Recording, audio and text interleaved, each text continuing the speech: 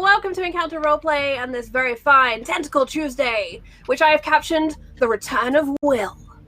Why don't we go around and say hello to everyone, see how everyone is doing and who they are playing tonight. And let's start by dropping in and saying hi to Will, because we missed you last week. Hey, yeah, it's been a couple of weeks, I think. Yeah, it's good to be back. As Adam was saying just before, it's been 2 weeks of immigrating and finally got it all the way through. So I'm finally ready to get back to punishing people for for all the things that have gone wrong in my life. No, I'm in a very good place at the moment. I'm in Georgia. We're getting married soon. All the immigration stuff is done. Sounds quite good. Yeah, but yeah. So fuck yeah, I'm fucking happy, but.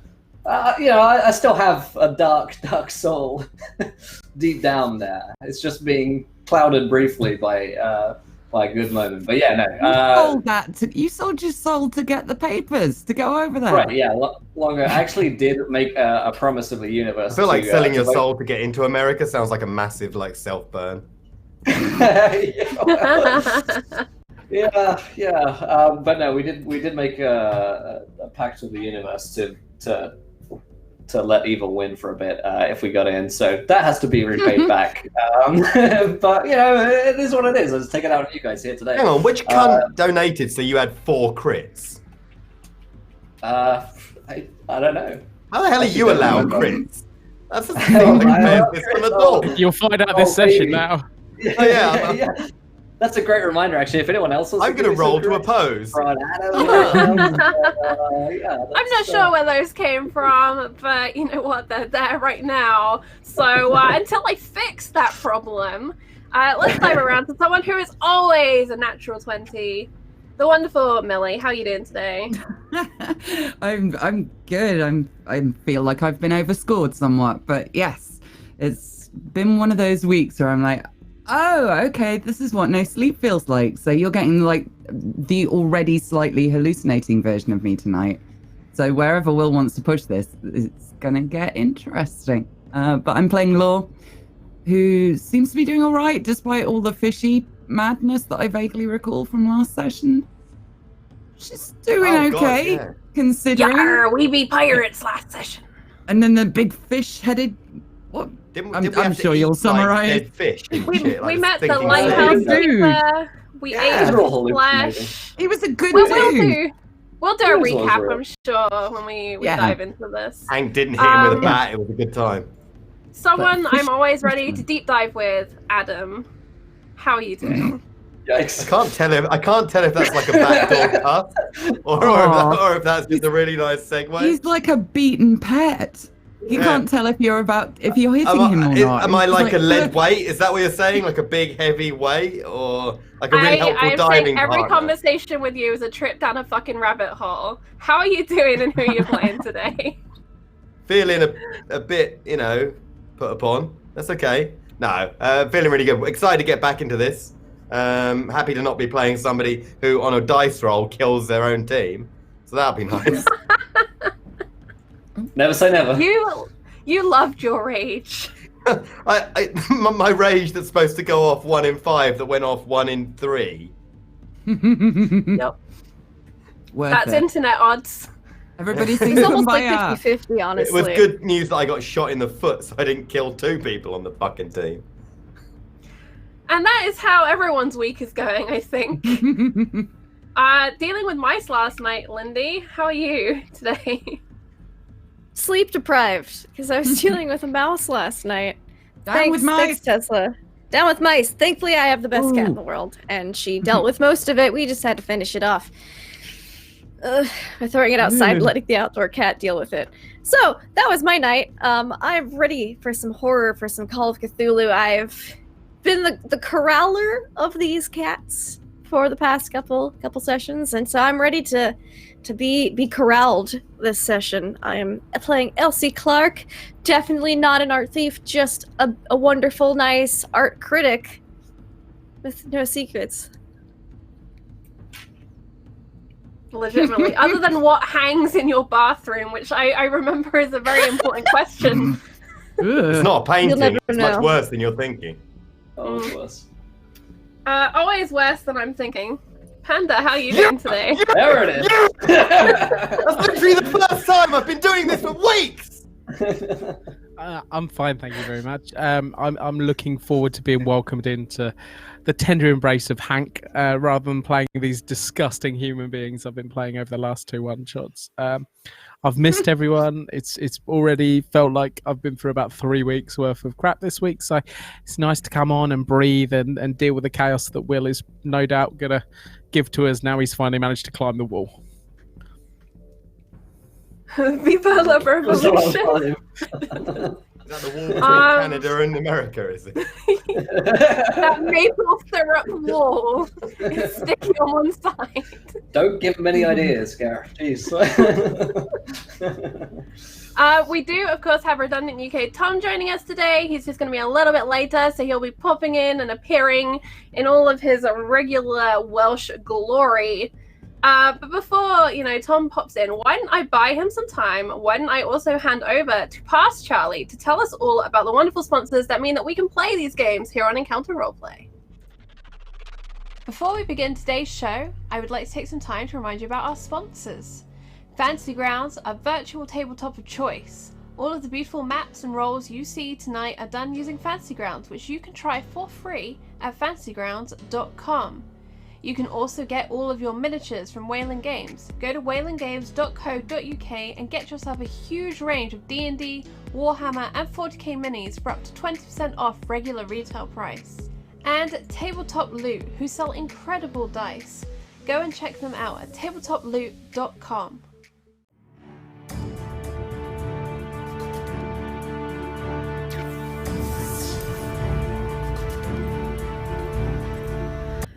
They sound a And bit as we mopey. discussed, our Coldplay cover band.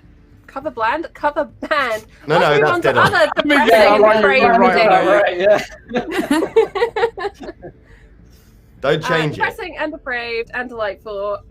Will, why don't we do a little summary of what's been going on? Where are the tentacles?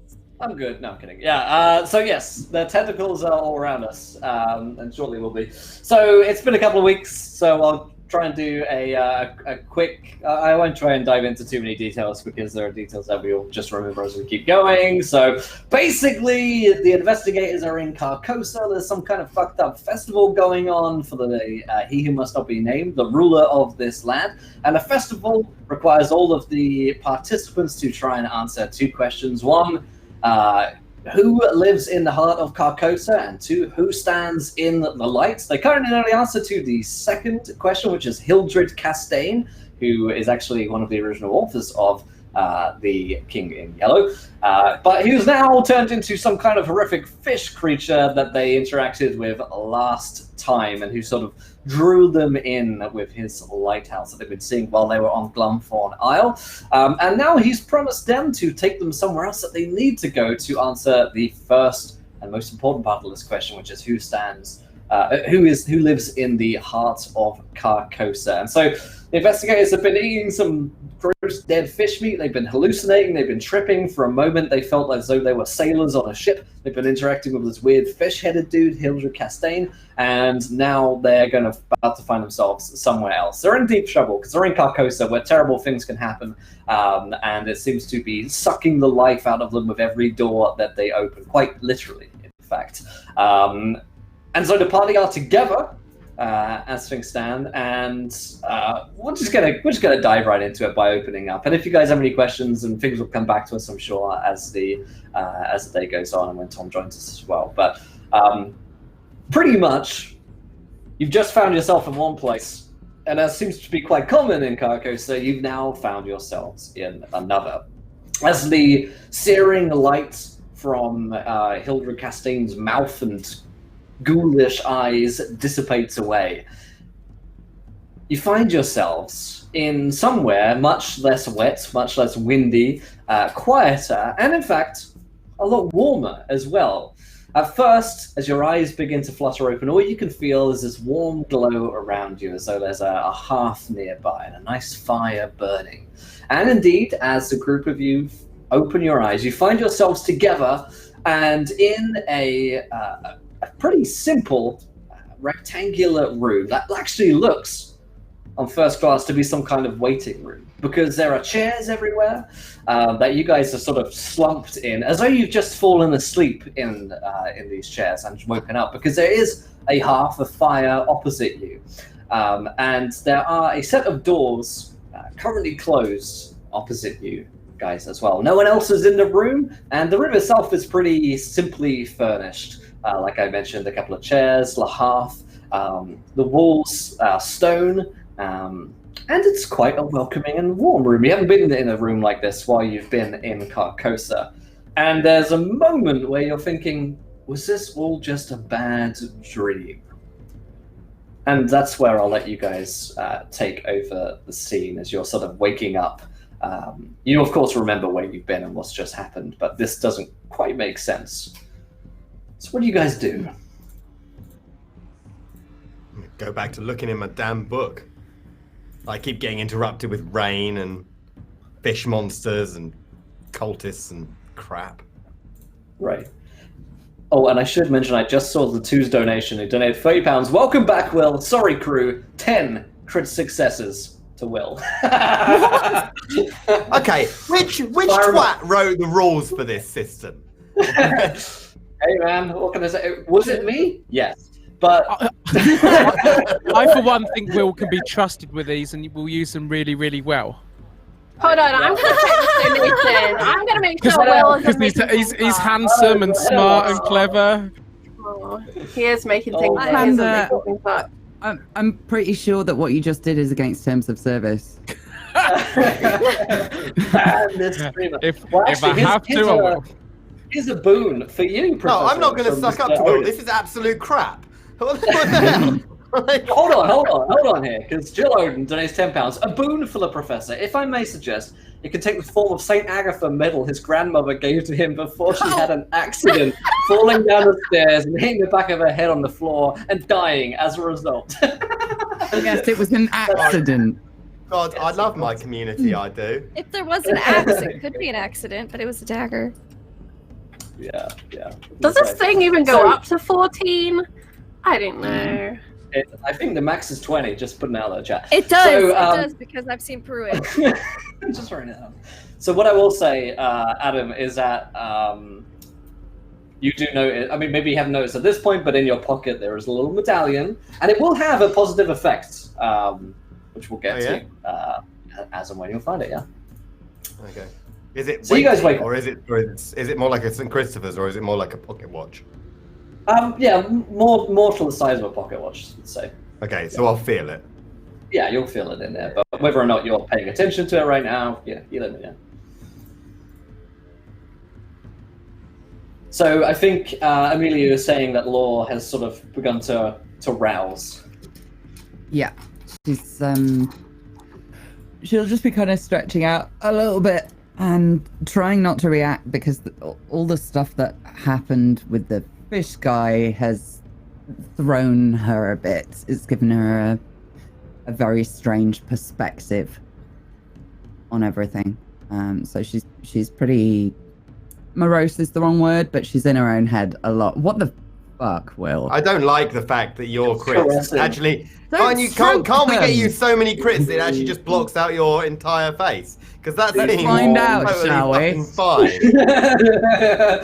I actually thought I was doing all right with 3 fucking crits. I don't feel that way anymore. So nice just to have. Things that will also probably feel nice for Will is we do have a poll to run. I can't watch this. We do have a poll to run, which decides a sanity.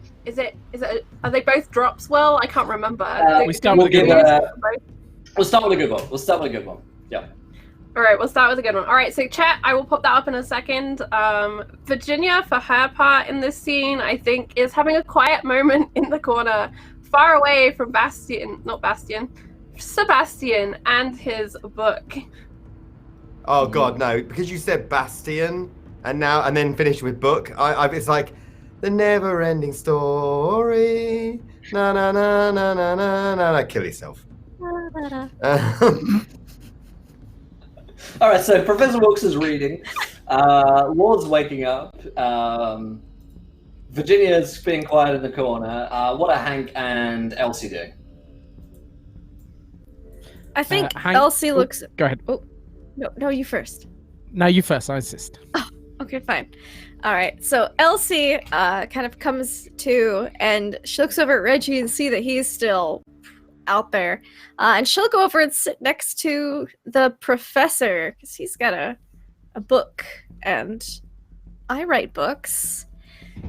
I just learned some stuff about Carcosa, and I'm not as opposed to this place as I once was. So maybe I'm just take a peek and see what Sebastian's up to. Not to disturb him, because I know he doesn't like chattiness, but she'll just kind of sit next to and look over his shoulder. Okay. What about you, Hank? So Hank is laid just sprawled on the floor on his back, and he kind of reaches into his back pocket to.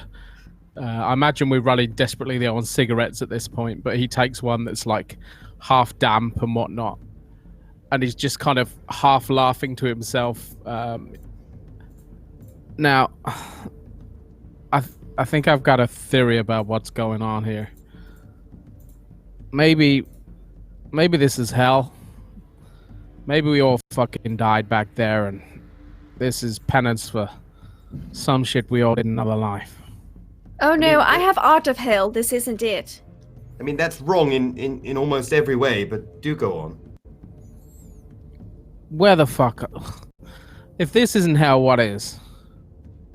So I Still got a cigarette left to camp it up as.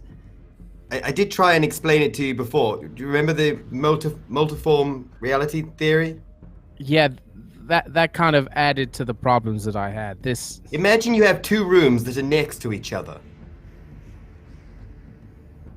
Okay, neighbors. I get that. Yes, that's actually spectacularly helpful while being wrong in almost every fashion. Yes, there are two rooms, neighboring rooms. You see, and you can go in one room or you can go in the other room, and the different rooms might well have different things in, but they essentially run parallel to each other on a temporal. Time runs differently, but travels forward in the same. You've lost me again. No, I don't think I'm ever gonna get it. We're in another place that's a little bit like Earth. How do we get back? Yes. So unless something, from a physics perspective, we can try and collapse the waveform, but that involves You're doing harmonic. it again.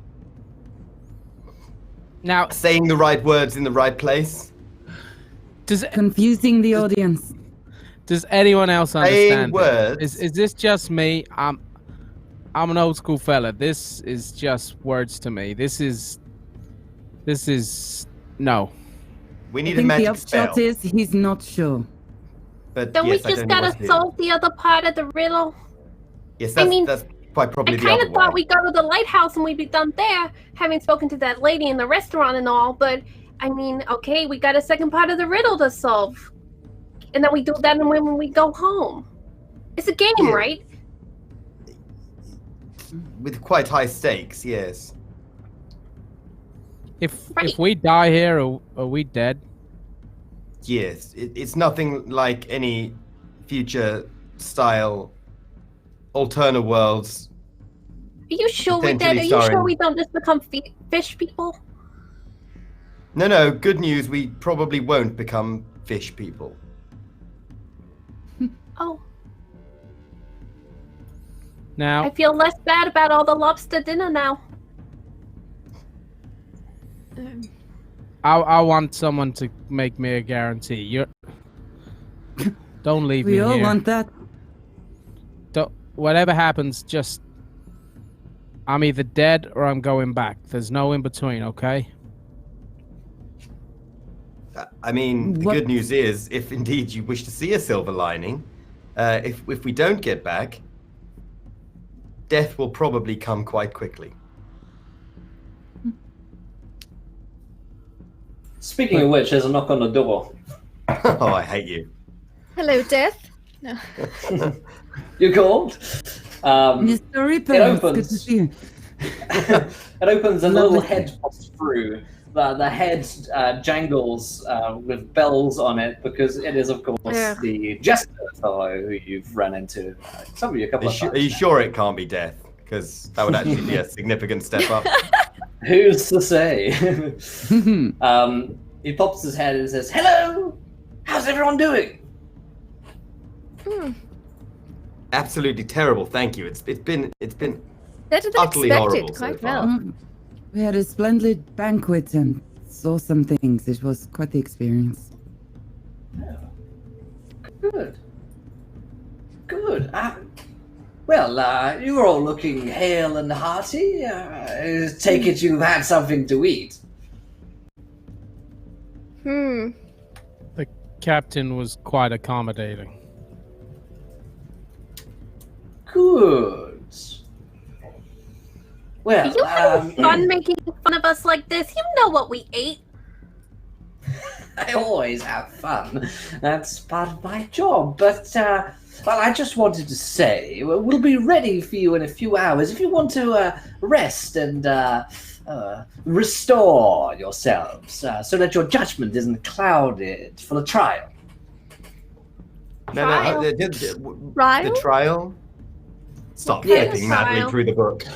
Oh, of course, you're, didn't even mean to end up here. You're not even, well, yes. Oh, this is hilarious.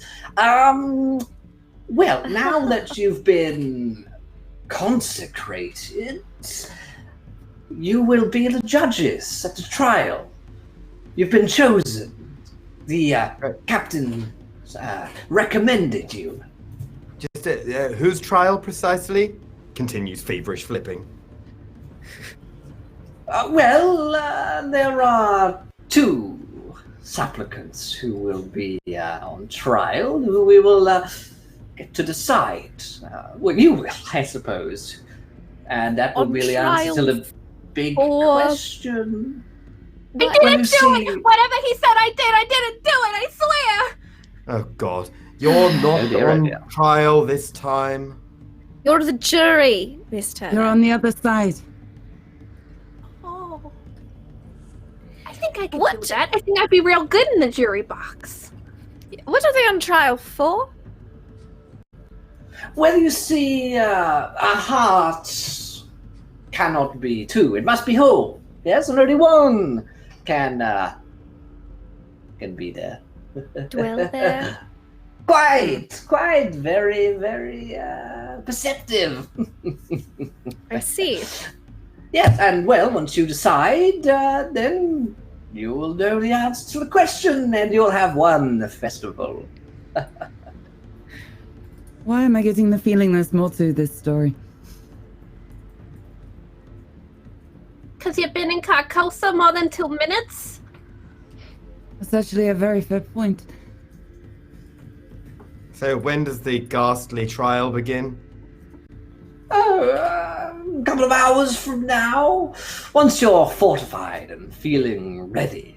Of course, the audience have to be brought in as well, and a few arrangements need to be made. I believe you know the supplicants who are going on trial. One, Mr. Virgil, and Mr. Carlisle, yes. Would the Virgil be senior or junior? I'm not actually that bothered. No, guys. I Don't don't believe know that that you know senior them. That's right, he's even good. is still with us after a little incident. Yes. Well, such is their fate. But sometimes such folks end up back here in Carcosa, but I have a sense that it was quite a final end for him. So you'll decide, of course. Whoever you decide will live in the heart, and whoever you decide won't, will, well, there will be another fate for them, let's just say. You must have done well to impress the captain, so my congratulations to all of you. When they live in the heart and all, what do they do? What does that mean? I'm sorry if I missed it. I'm easily distracted.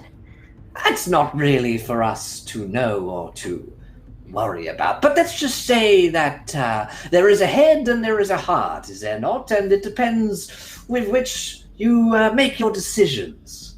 I was just thinking if we're picking, we need to know who the best person for the job's gonna be, and I need to know what the job is to know who the best person is. Well, what is the job of a heart, would you say? Understood. There to be a sort of pump for the lifeblood of the place. Mm-hmm. I suppose you could put it that way. I imagine you're comfortable with your use of the word job here.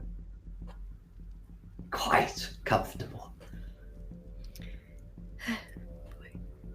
So, Well, everyone else seems to get it.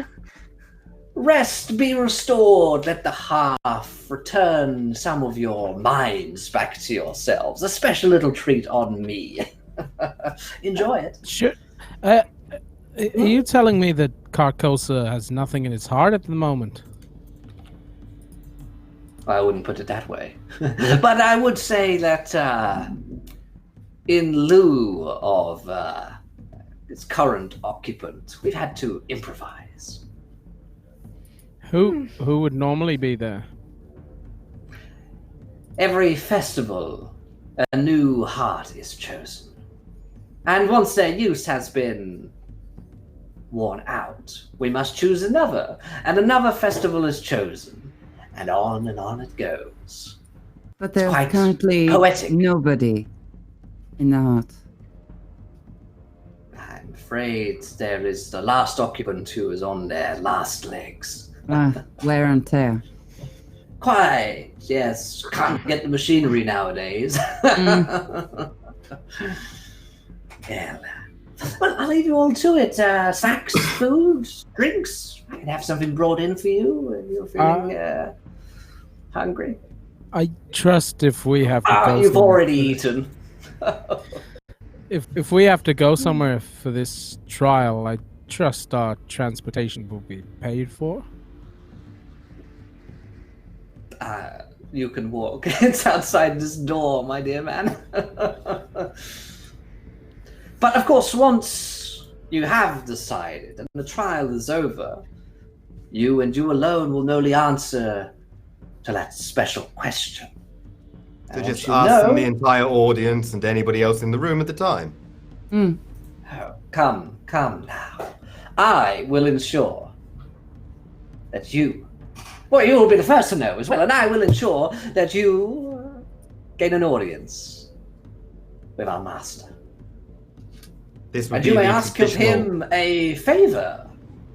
This would be the traditional First. master of Carcosa, yes. Quite. And of course, if you wish to leave, you would be free to ask such a service of our Lord. Yes, he's notably known to be trustworthy. I'm glad he has such a reputation outside of these walls. Yes. He is known to a degree. If we're gonna be Not meeting enough. important people and doing important things, won't we need new clothes? Oh, you want to change of clothes? What would you like? A dress? New shirt? I mean, An outfit like mine? kind of civilized. I mean, I'm not so much for, bells on my hats, but I don't mind a good hat. Good hat. All right, I'll have a selection brought in for you. What about you, Miss Belvaunt? What will you wear to the trial? I think I'm fine as I am. I get the feeling that appearances aren't quite... not the most important thing in this place. Well, I'll also have the in-house doctor we brought in. I see a couple of you have some scrapes and bruises on you. Yes. I still got these massive stab wounds. You're fucking perforated at this point. Pincushion. As loath as I am to say it, I would not object to a change of dress and a doctor.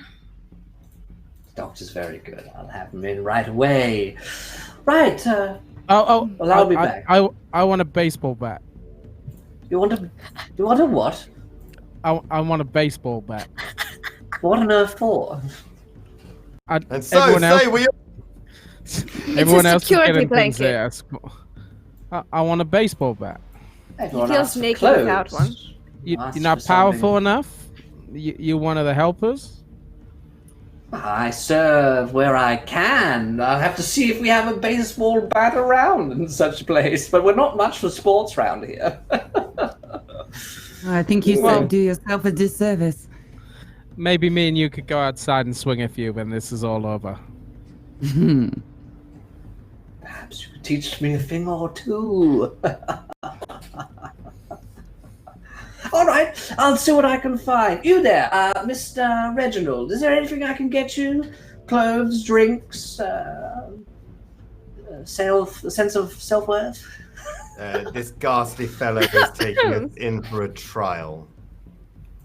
We're the jury. Don't worry. Well, looks like you've just woken up. Yes, you're the judge, jury, and executioner, in fact. Oh, right. We're not on trial, are we? We're not on trial. Are we? No. Happily no, and that's the last of the good news. Oh, right, okay. Scotch? Anything you need? Scotch? Scotch. All right. Yeah.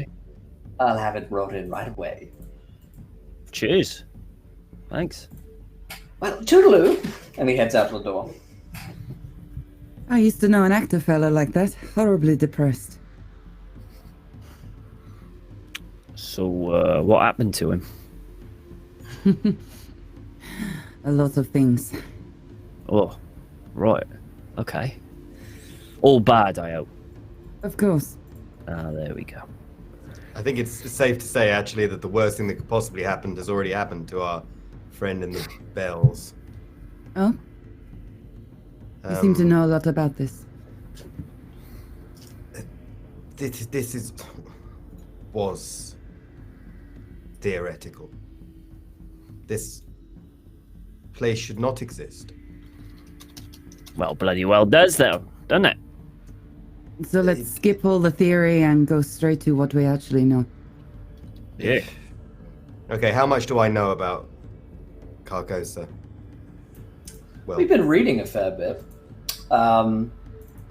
So I'd say you have a working knowledge of some of the functions. The problem with it is that that Carcosa seems transient and changes, and a lot of the writing is, let's say, vague at best. and written by lunatics. And written by lunatics. So there's that. You could roll me like an occult. Roll me a hard occult, and I'll be able to give you a little more. Right. Where the fuck's my fucking skills? Okay, there we go. Oh, there you go. Nice. That's going to be a success. So what is it particularly that you're looking to So, I fetch? mean, I take it I do know what Hastor is. Yes. In as much as anybody in the mortal world knows, which is to Correct, say, yeah. next to fuck all. I've heard the name, probably. Right. I'm aware of the convention to do with naming and so forth. Correct. And that saying the name is probably not a great idea. Well, it's not quite prohibited, but, you know, problematic. Yeah. Yeah. Problematic, I'd say, yeah. And I'd be vaguely aware, I imagine, anybody serving Hastor is, by definition, already lost beyond belief. Yes, oh yes. Yeah. Okay. They're insane madmen with no hope. You'd also know that, like, there does seem to be some kind of courtly culture here, in the sense that he's a king, and so he has subjects, and occasionally subjects can ask for favors, and so on. But you don't have much reason to necessarily trust any of those favors. Yeah. And favors in that sense from Hastor would need to be worded with the degree Very of subtlety carefully. that somebody casting Wish in D&D would. Correct, yeah. Okay. Well, there is the ruler of Carcosa I'm not going to say it out loud, and I'll scribble the word down. That's the name of the supposed ruler of Cal. Do not, under any circumstances, say the name or try to sound it out. Mr. Wilkes. Which is why it's he who should not be named. Correct. Might I suggest that in future, if there is something that we should not say out loud, maybe just don't tell us. No, it's yes, that's very seriously, don't say the name out loud. It would be catastrophic. Like, catastrophic in what way? I don't really know. Say, isn't that a type of flower? No, I think it's sugar. Castor? I can't do this. No, that's a type of oil. We are in spectacular danger. It is not. It is not a boon we're being given by judging this trial. Right. Okay, Wilksy. So you keep telling us we're in danger, which I think we've all agreed we're in catastrophic danger.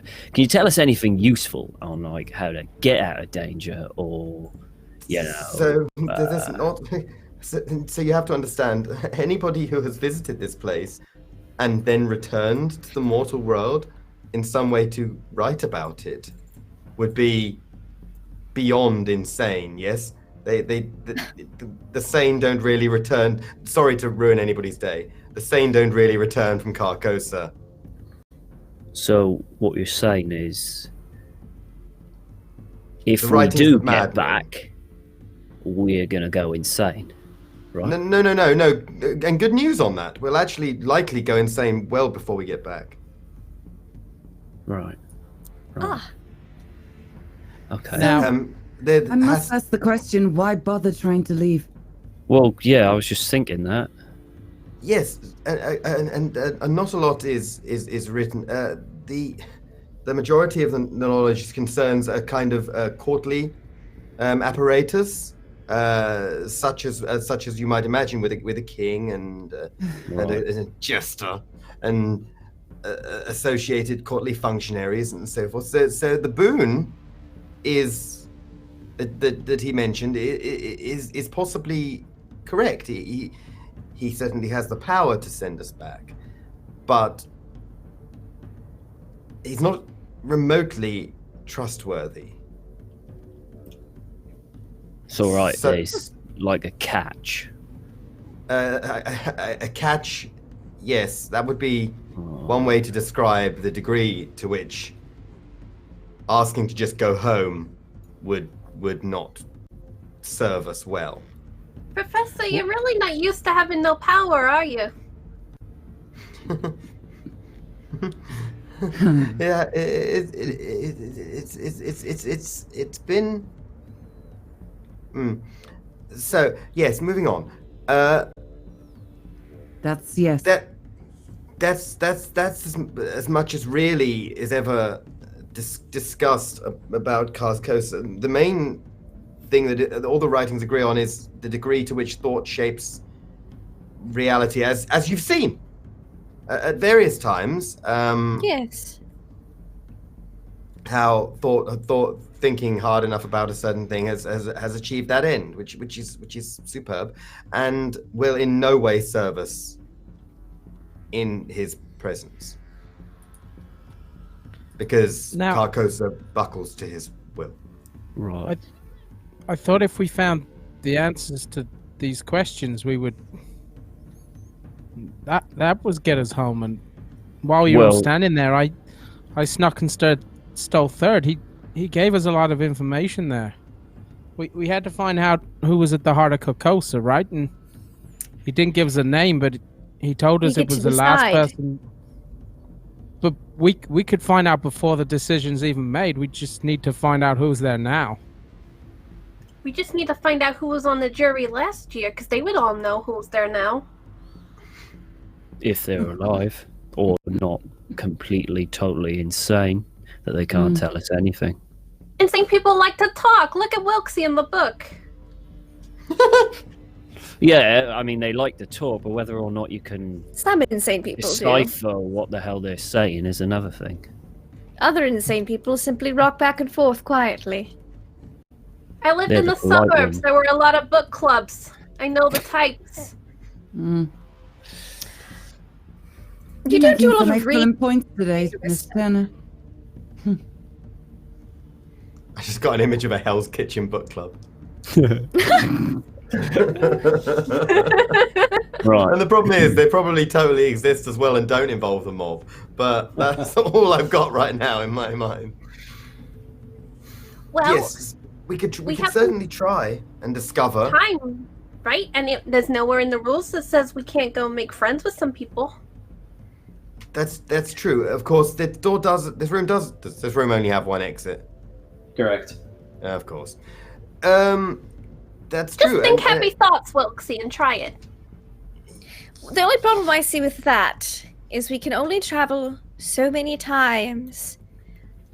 And our passage to the courtroom is free. But if we leave and go elsewhere and then come back, that's 2 tolls we have to pay. You know, I Well, have a from- feeling they'll find us wherever we go. So as long as we're entertaining them, they'll let us. Also, the gentleman That's with the actually bell quite seemed detective. he seemed quite focused on us being in good physical and mental health, ready for this trial. So Do we we can know afford anything? to go imagining where this door might lead. Do we know anything about this trial? Who's on? Carlisle? What? Carlisle's And- on trial. Yeah, the Yes, lawyer. Oh, to And clarify again. The one who stabbed me repeatedly. Archibald. Archie. Reginald, Yeah. the job, the trial, it's more like a pump that they're being set up to become a sort of siphon for essence. Yes, Right. So it's whoever we pick will, in essence, become the new fuel for Carcosa. Right. Okay. So whoever becomes the new fuel, is that a good thing or a bad thing? Not great who- for them. Good. I say we already choose Archie. But I also think it's kind of like a promotion, right? Because then they'll be hooked up to everything. Mm-hmm. Yes. And whoever is hooked up to everything has influence, I would imagine. Is that Which is right? probably why Wilson? Carlisle's up for it.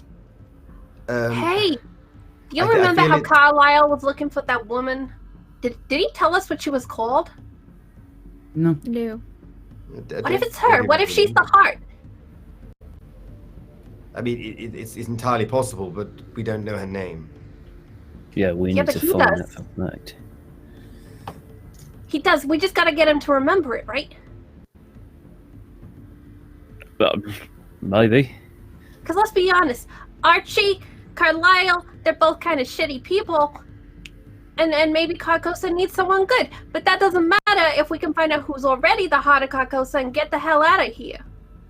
Right. Just to clarify again, finding out who the heart is now will lead us to potentially getting a boon from the sovereign here, which we will get anyway from completing the trial. Well, you say Right? Because you boom. said there was going to be a catch. If we entertain him and we do it a creative way, maybe we'll just get the boon. I doubt it. They seem crafty. Yeah. What I mean, What about if I was judge. Carcosa had no heart? What if there was no one to put on trial in the first place? Are you They thinking died? of shutting the machine down? I mean, in Wait. theory, that would be another you- way to collapse the waveform, although spectacularly deadly for us and everyone What else if here. there were no of those supplicant things? It sounds like Well, what if you if shut the we- machine we- down, there won't be any more of anything.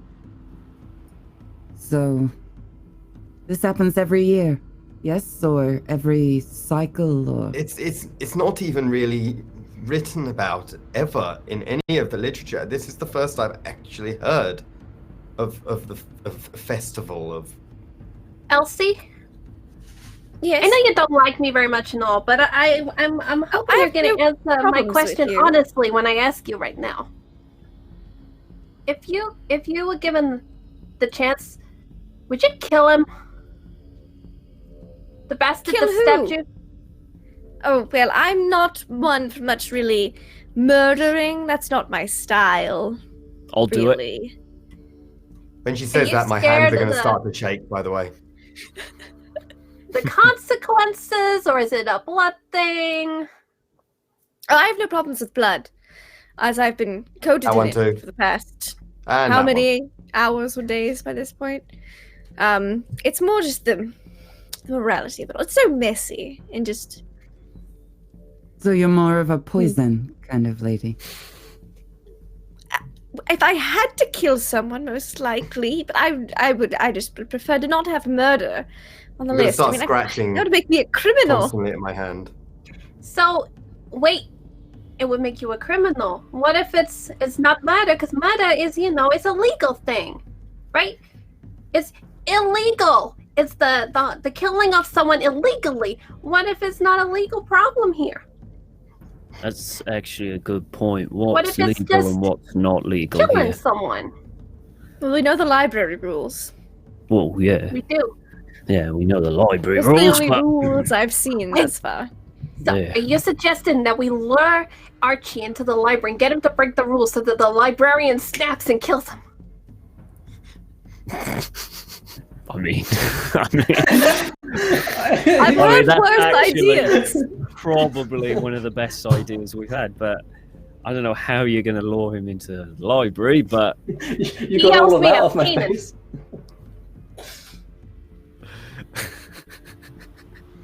I'm fairly certain he wants to stab me repeatedly.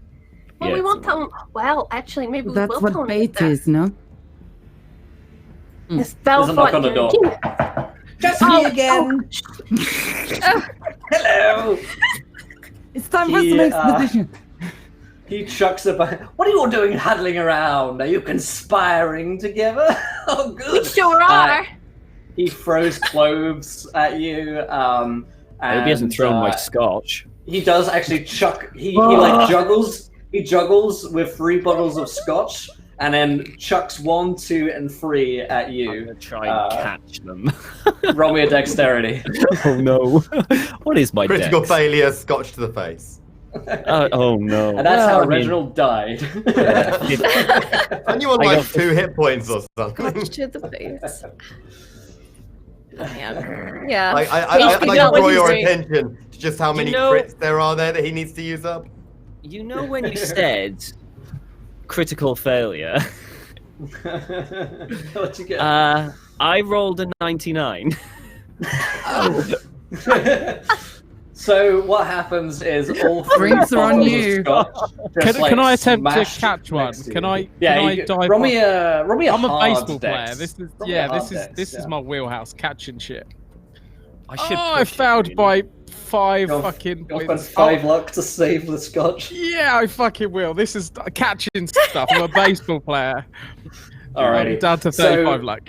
You don't catch all of them. 2 of them smash against the wall behind Reggie and splattered glass everywhere, and Hank manages to just catch the last one before it hits the wall and just snap it out of the air. Quite Oh. nicely. Nicely done. Nicely done, Hank. He'll have a not kind bad. of big swig before he passes it on. It's fine. It's more than welcome. And I'll, The jester gives you hats and clothes, Laure and Virginia, and there's pretty much a huge assortment of stuff. He's got loads that he just keeps bringing out of his like jacket as though he were a wizard, making rabbits appear. Throws clothes at you, and then he calls back through the door. Come along, you're very slow, and you smell something familiar. It is, of course, Dr. Stokes, who comes crawling through. What happens? And when I say crawling, he is in fact crawling on his like arms and knees at the moment, sort of like pulling himself through. The sight of him is quite something to behold. He no longer has any eyes. It looks as though his eyelids have been pinned with needles up, and there's nothing in the socket, just a dark, bloodied mess. His knees as well have been stamped in with a hammer and nail, and he just drags his body along, and the stench of him and dried blood on him and feces is quite something, and he's yes, I'm coming. And the jester says, he's quite a good doctor, I hear. He'll fix you up straight away in a spiffy. It won't be a problem whatsoever. So get to. Which one of you needs him first? Reggie's going to lean over to Wilkes and say, I finally know what you mean. Yeah. I'll get straight up and walk over to him, but behind him, and kind of straddle his back and squat down so my lips are like right next to his ear and go, hello, doctor. Nice to see you again. I'm not really sure this is the time for that. Miss Belfont, is that you? Yes, it is. Is this a trick? Why not? Let's say yes. He cowers from you in fear. Please don't hurt me anymore. I'll help however I can. Please. There'll be no tricks from you. No tricks. Just I can help. Just no more pain, please. And the jester got a lot more nails. Isn't he good? He whimpers like that for hours.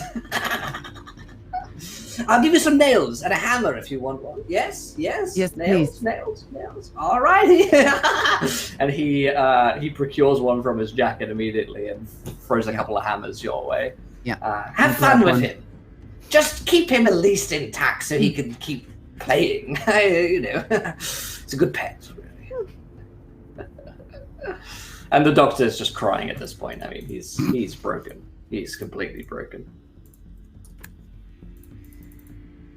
Was there anything else I can help you with? I've got about an hour left. Where's the trial? We're just hanging up everyone. Yes. Where's my bat? Oh, your bat. Well, here's the thing. I don't so much have a bat, but would this large stick with nails in it do? And he presents this big wooden board with just these rusted nails with blood all over them. It's the only thing we had. The mimes gave it to me. They were very, very they weren't keen to part from it whatsoever. Hank will kind of feel the weight of it in his hand, and he'll bring it down sharply next to the doctor's head, but just on the floor next to him. Well, I guess this will do. And he'll kind of just loft the harpoon over to Reggie. Catch. Jolly good. Well, it seems like everything's in order. Everyone's feeling better, and the doctor will do his best, I suppose. So, you need me for anything else, or can I get back up to, hanging everyone up there? I think we'll be fine. And I just run one of the nails down to the base of the doctor's skull and just hold it there so we can feel it. He's whimpering and crying. He defecates over the floor. Ew. Oh, you've gonna make a mess now, haven't you? Just Could you one clean last this thing. up before you go? Not really my job. I'll send a mine. Oh, good. Where are the supplicants right now? Oh, they're just filtering in. No, I mean the two that are on trial. Where might no. we find them? They're in a waiting room, held separately, of course, as they start early. And if we wanted to get there, we could just ask the mimes? Oh, well, it would be untoward to speak with either supplicants before the trial, lest your impartiality be scuppered. And then, of course, you'd be back to one of the supplicants in there, in the audience, as it were. Oh, of course. Yeah, no, we weren't thinking anything like that. Just curious, making sure things are being done proper. Of course, that would be a mistake to not play along. Well, seems like you've got everything in hand. And he kicks the doctor with one of his really pointed shoes with a bell on the end of it, and it jangles, and he just pops over. You reckon probably most of his ribs are already broken. Right. Well, I'll see you in about an hour. Toodaloo. Bye-bye. And he walks out the door.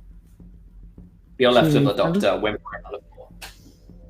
I didn't like the sound of him saying we have to hang up everyone. I'm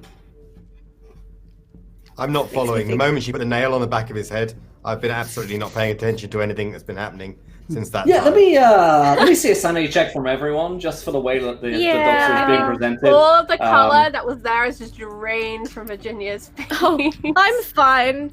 This is fine.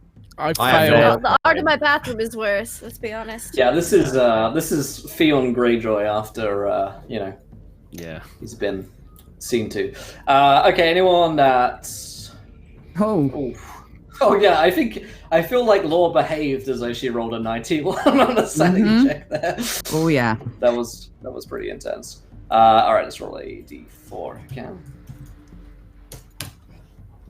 No, it doesn't want a d4. I'll roll a d3. Okay, so if you succeed, then you only lose 1 point of sanity. And Excellent. if you failed, we'll roll a d6. You lose 5 points of sanity. That's great. Yep.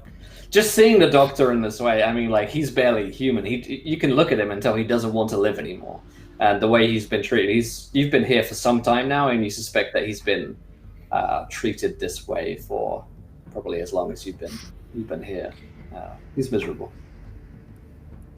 We gotta put him out of his misery. Look at him. Can we get some medical attention from him first? Let's I mean, I find don't out. want to be Crazy, selfish what or did he anything. do? I just careful. We trusted him once before, no? Is that a temporary will? Yeah, 5 is a temporary, which means in this case, your temporary insanity is that you feel absolutely nothing for this piece of shit on the floor before you. Like, he is worthless to you right now. He's less than worthless. You can't see humanity in him. You just feel nothing. I'll lean back down to him and make sure he can still feel that nail against his skull. Just go, we trusted you before. Where did that get us? All I did was try to help. I've only tried to help you. I've healed you and Miss Clark. How did they find us? How did they find us? They threatened me. Please, this isn't my fault. They were going to kill me. None of that was our fault either. So what have you taught us? That when we trust you, the first sign of trouble, you will give us up. You will not help. Please, I'll do anything. Hank will walk over and put his cigarette out in his eye socket. Oh, fuck. He screeches, and for doing that, whew, yeah. I think Virginia also screeches in like a weird, disgusting harmony and horror. Yeah, lose an extra point of sanity for doing that, Hank. That's an evil act. You just burn it into a socket and he screams, but the thing that scares everyone else who passes the sanity check is that you see Hank smile when he does that. Virginia's gonna surge forward Okay. and try and knock Hank away.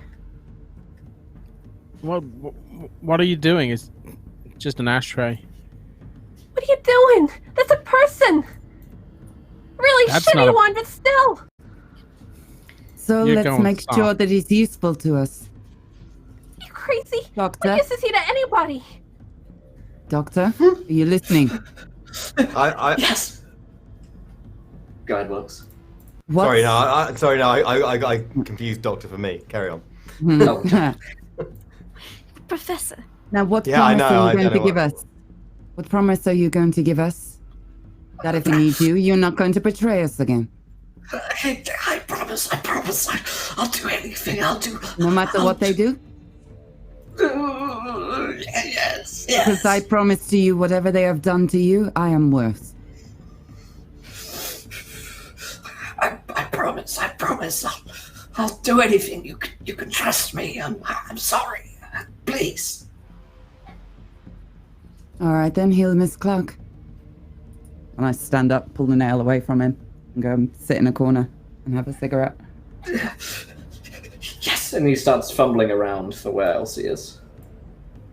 Virginia, during this, is going to be backing up towards the shotgun, watching everyone in this room like they are actual maniacs. Yeah, this might be a turning point for the party where it's no longer just bad things being done to you. It's some of you guys doing the bad things. I mean, for Adam, this is happening day one, of course, but you know. Sliding through Adam's cam frame. Oh, I've got another one right here. There it is. Hey, I got some too right here. Hold on. I've actually got so many of these. Actually, they just keep on fucking coming like fucking rabbits.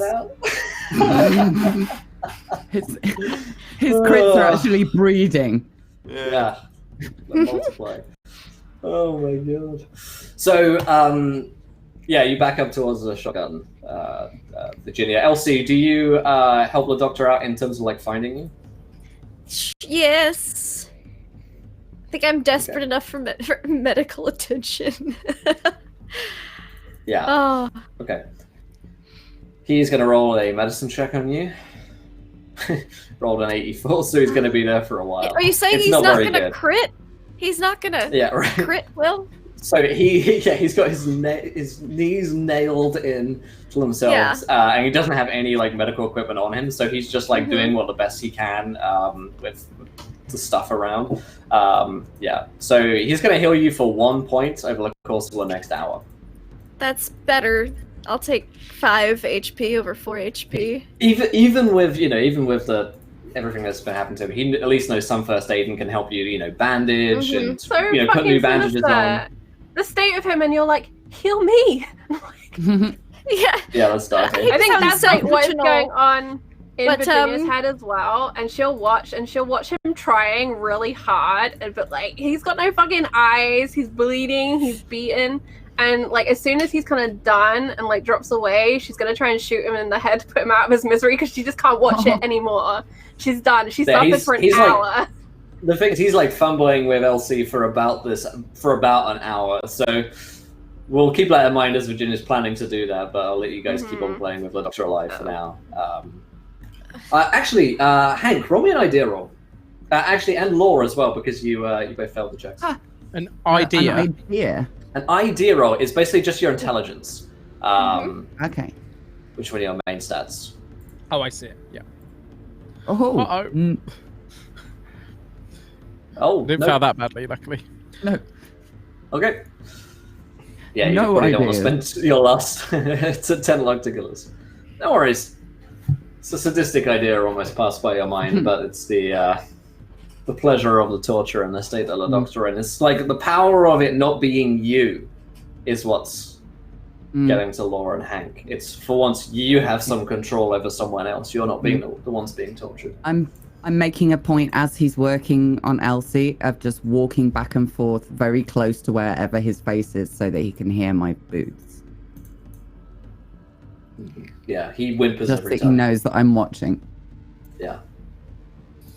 Hank has got he's got a slightly more angry expression on his face, and he's like standing there just swinging this like a piece of wood as if he would, sizing it up on his shoulder, and he's just practicing over and over and over again. Like he's got bad things on his mind. He's definitely turned a bit of a corner where he's trying to think of things, and now he's realizing that things are going to have to get a little bit more hands-on. He thinks.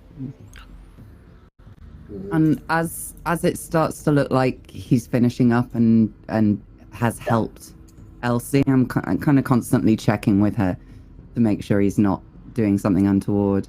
And as he finishes, I kind of crouch down next to him and go, "See, that wasn't so hard, was it?" No. She's better now. She's better. I promise. You did very well. I stroke his hair and give him a sip of whiskey. Yeah, Was it whiskey we had? Yeah, he had scotch. Scotch. So at least, assuming it's being shared. Yeah, he gulps it down greedily. Thank you. Thank you. Thank you. Is there anything we can do to help you? And I kind of just flick one of the nails in his knee. Kill me. Please. Why? End this torture. You know it won't be the end. What? It doesn't end. It never ends. But Professor Wilkes falls said, into if we sobbing. die here, we die. How can that not be true for the doctor? I turn and just go, shh. Please, I know things. If I tell you something you need, will you kill me then? What kind of thing? I had to check on the supplicants that Carlisle and Virgil. I know where they are. He sent me in to check that they were fit. Were they? Yes, they're unharmed. Only I can go and see them. You see, I'm the doctor. I'm the doctor. We're going to need more than that.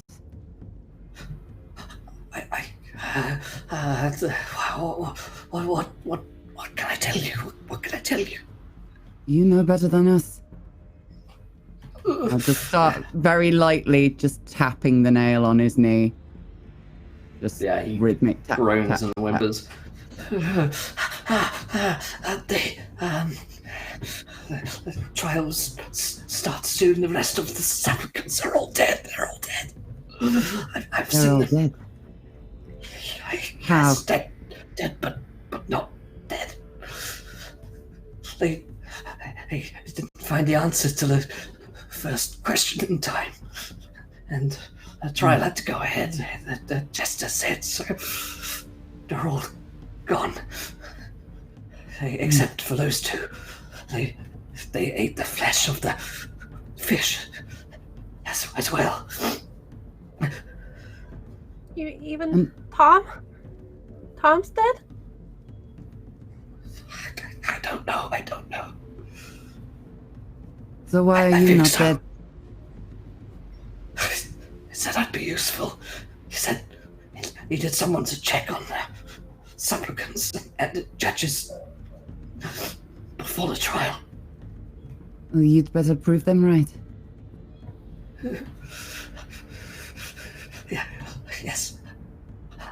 I can still go to them. The Carlisle and Virgil, I can still see them. I could pass a message on. I could something like. I think the kind of message I would like to give them is one I'd rather deliver in person. Can you get us to them?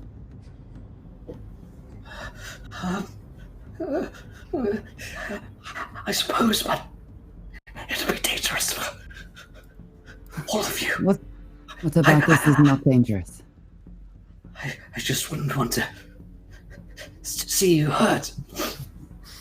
Really? Really? No. You remember your promise? I promise. Well, I can take you there. They'll take my blood. Yes. I have permission. You can come with me. there we go then. We have free transportation. If Hmm? if you'll kill me afterwards, please. Once we are done with you, maybe.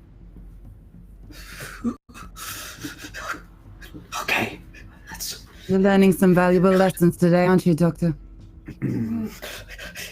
Yes, Master. Right. Right.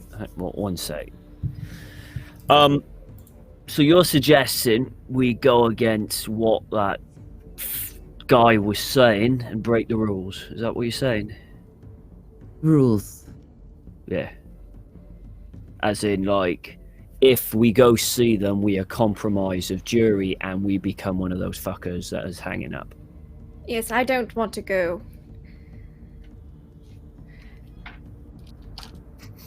Well, we don't stay want to here. see the jury. But what if we see the condemned individuals before the trial? Is that against the rules? Yeah, because we're the jury, right? If I got that right, we're Yes, the jury. we are the jury. You said you were yes. judge, jury, and Yeah, executioner. sorry, in that sense. the audience. Oh, right. I mean, I think that whatever the thing is knows everything that goes on here. Carlisle knows. Carlisle knows. Knows what? The heart. He knows who she is. So why has he He's not going to- used the information? He's going to at the trial. When he testifies, he's going to say, and then he'll know before all of you, and he'll And he'd win. He he'll wins. win, and he told me. Yes, he told me. I think we need to deal with this situation, don't you? Is there any way to know whether he's telling the truth? Can I roll a check? Yeah, I want to to see- psychology check him. Yeah, Give me same. psychologies. They're very easy, plus 30s. Oh, that's a hard success for me. Oh, if it's a plus 30, that'd be an extreme success for me then, actually. I failed. Oh, sorry, I rolled twice. But the first one was a hard success. Yeah, you can tell if he succeeded, you can tell that he's telling the truth. He doesn't, you don't think, have the ability to stand against Laure or Hank at this point. He's utterly bound. I mean, we don't all have to go. Yeah. I think I would quite like to.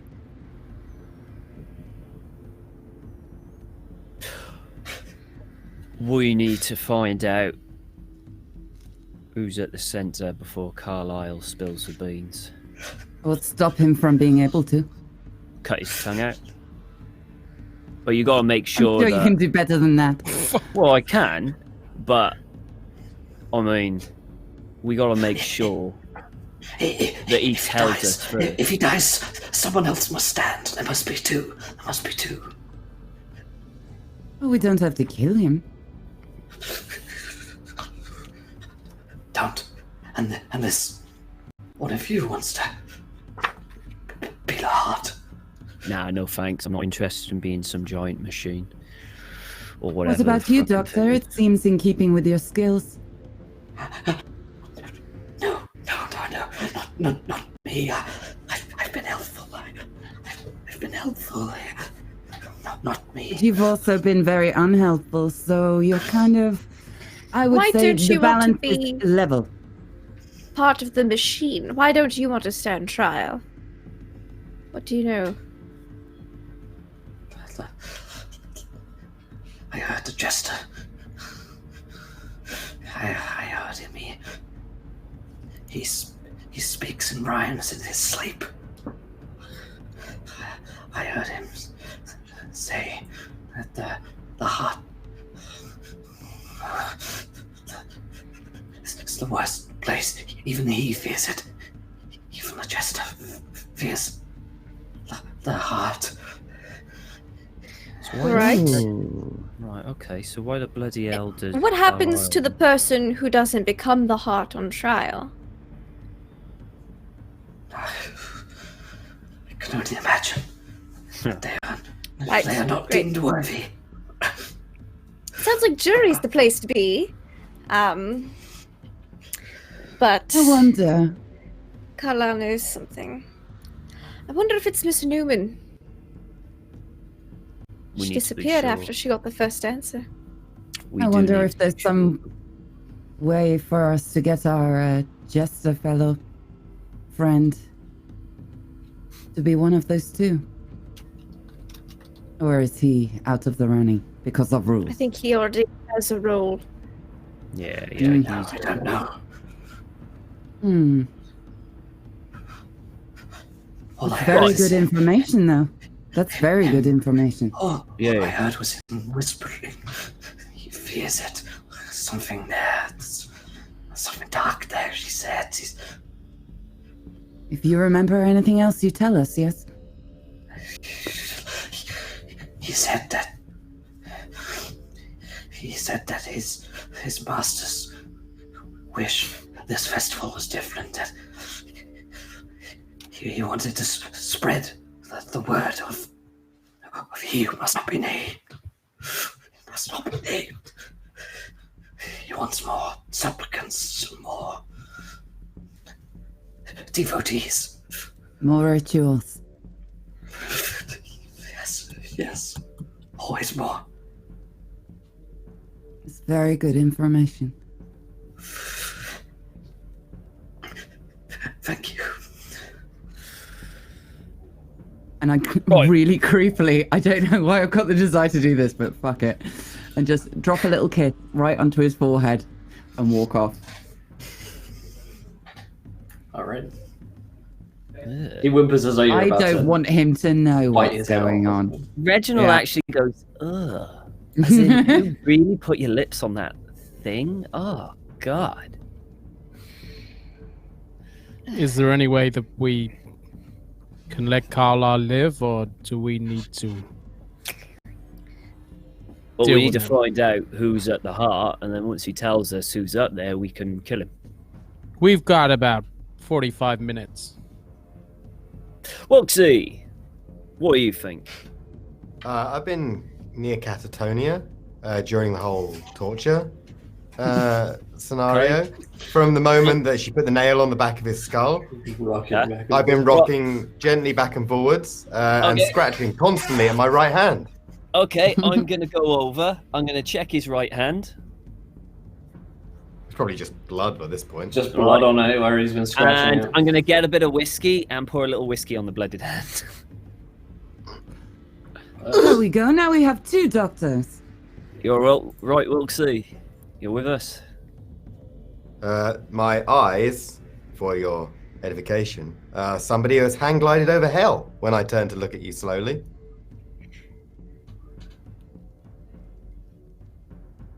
Have I'm a, not saying Professor? anything. have a swig of this. And I'll hand him the scotch. It'll drop on the floor. Well, I'm not going to let go unless you reach for it. Okay, then yeah, then you're gonna knock it against my hand, I guess. Right, well, Wilksy is officially clocked out. Mm. Swig. I'll walk over to him and grab him by the shoulders and go, "Are you with me? Are you in there?" He doesn't say anything, I don't think, at this point. He like you Oh can no, take they're one look at trying him to and say take the he's book like from you. 1,000 yards See, stay. see if that's gonna get any reaction like last time. They're going to get the book from you. If you don't wake up. No reaction at all. Oh, this isn't good. I wonder if he can walk. I'll just kind of grab you by the shoulder and push you slightly to see if you can actually keep yourself upright. I'll lift and move in that direction. In the manner that you That's can okay. direct a sleepwalker around. Mm-hmm. That's okay. He can come with us.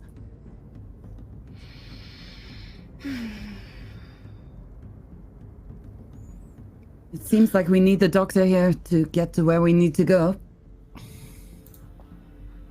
So no one's giving me a reason why I shouldn't go give Mr. Carlisle a visit right now.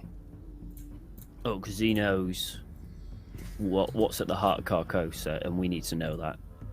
So, could you get But- it out of him? If he knows before us, we'd lose that option, Well, right? that's why I was thinking maybe we could go. Well, not all of us, but a handful of us could go see him and get that information out of him, and then maybe cut out his tongue so he can't tell anyone. I think that's a very good idea. I mean, we got to win, Well- right? Have to at least try. Yeah. Yeah. Good doctor, how about you lead the way? If you're gonna come with us, this is probably A journey that may not see a return journey. I think that's What? what he wants. Right. Well, who's actually Yeah, that's going what he all wants. together? He starts moving, like crawling towards the door. I figured we got Uh, about 3 minutes for him to get out the door, so. Yeah. Is anybody staying here? I'll stay. I'd prefer Got- to. I got some scotch. Could you look after Mr. Wilkes? I don't think his stomach will be quite the thing for what we are going to be doing. Sure, I'll look after Wilksy. Promise? I promise I'll look after Wilksy. I'll help. Yeah. Maybe I should stay and look after Professor Wilkes. And she's looking between Reginald and Elsie like they're the biggest fucking psychopaths she's ever met. I'm You not can torturing stay wherever the you guy. want. All right. Well, good luck, you two. Have fun. Don't forget to find out who's at the centre and come back. You're very good at delegating, aren't you? Well, Like you wouldn't You know. believe. smirks and takes Okay. a swig of scotch. Hank will go for one more swig of scotch and he'll kind of Yeah, just he'll hand it toast- to him. toast everyone. Yeah, It's I'll take one as well. Spending this trip with you. As he says So- with like the fakest smile ever. So then it's Hank and Laure who are going with the doctor, correct? Yep. Okay. Yeah. So Dr. Stoat has at this point crawled over towards the door and raps on it as pathetically as possible. And a mime Oh, comes by, extends the hands to the doctor, who weakly, and without even being able to see, but just knows how this goes, puts up his hand. And the creature, with its tongue, multiple tongues, leers out, retching what little blood is left inside Dr. Stoat's from his hand, and you hear him gasp in pain and wince, although it seems like a familiar pain to him now. The mime smiles, bloated and fat on his blood, and opens the doors for you. And as the two of you and with Dr. Stoat enter, you enter into a similar looking but much darker room to the one that you were in. Looks like another waiting room. There's no hearth on in this one. The hearth is there, the fire just isn't on. And you see the back of Eric Carlisle, who's currently wearing his suit. Looks just as perfectly well dressed as before. He's just under 6 foot, and though you can't see the back of him, you know him to be sort of in his 50s, greying. Quite calculated, cool, grey eyes. Everything about this man is quite grey, in fact. He just doesn't to appear to double have heard you check. enter. Just Yeah. to double check, is this the same guy who was with the sailors when I got taken down to the basement, or was that different? That was Archibald Senior, who's now dead. He Mhm. got eaten alive, Mhm. and it seemed as though Eric Carlisle was the new leader of that cult Mhm. afterwards. He's the one that actually approached you, offering a deal in terms of you Mhm. guys working with information together, and he told you that he was going off to find the woman Mhm. who sort of haunted Carcosa, and that you could sort of regroup and find some more information together later on. Mm-hmm. Though obviously he's not trustworthy whatsoever. Mm-hmm. The doctor just sort of whimpers on as he comes in. Does Mr. Carlisle turn round at all? He hasn't turned. Can I do a quick scan around the room to see if there's anyone else in here? Yeah, you can roll my spot hidden.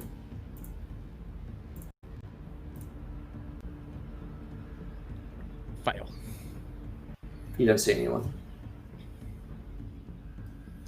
Mr. Carcosa. Soon enough, and he turns around, and you see Eric Carlisle in full. Though it's dark in the room, you can tell that it is him. I wondered if you'd come. You found your lady friend? Did she like the flowers?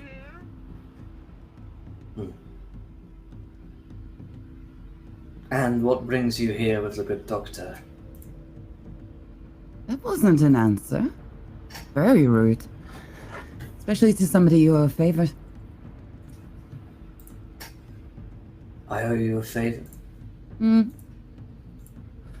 sure we made that agreement. I believe we agreed that when the time was right, we would share some information together. We've yet to divulge. As have you? True enough. But that doesn't mean I owe you anything. I look to Hank and gesture, like, it's all yours.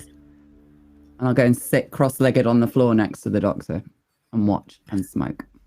Hank will kind of take this lump of wood off his shoulder and just kind of show it to him. Are you sure about that? He looks unimpressed and only sort of drags his gaze away from Laure after a long moment of... He seems to be watching her, watching the doctor. He seems interested in the fact that she's behaving that way. He looks back to you. Excuse me? Is there something I can do for you, Mr. Patton? What is the name?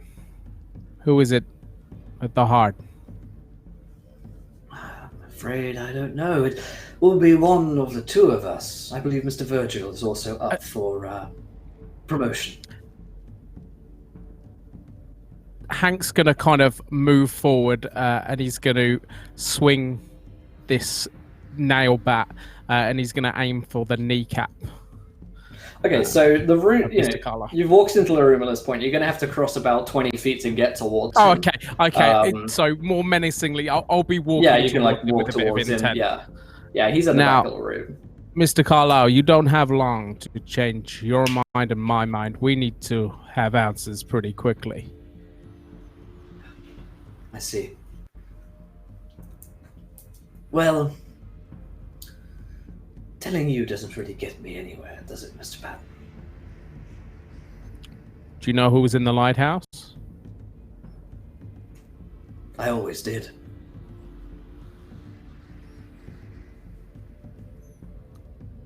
Doctor, What is it?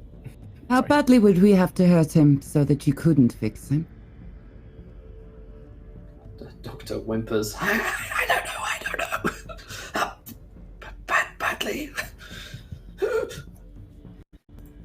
Nice to be working with somebody with skills. And not for him to continue. So Hank's going to continue closing in, and I'll get to within like 10 feet of him. Yeah. And like Hank's kind of like, he got his hat pulled down a little bit, but he's full on staring and eyeballing him. I've seen more than I ever thought I would see, and I don't know what this is. I don't know where I am. But what little patience I ever had is gone. And right now, nothing would make me happier than driving this bat into your skull. Please give me a reason why I don't need to do this, Mr. Carlisle. Have you ever killed a man before, Mr. Patton?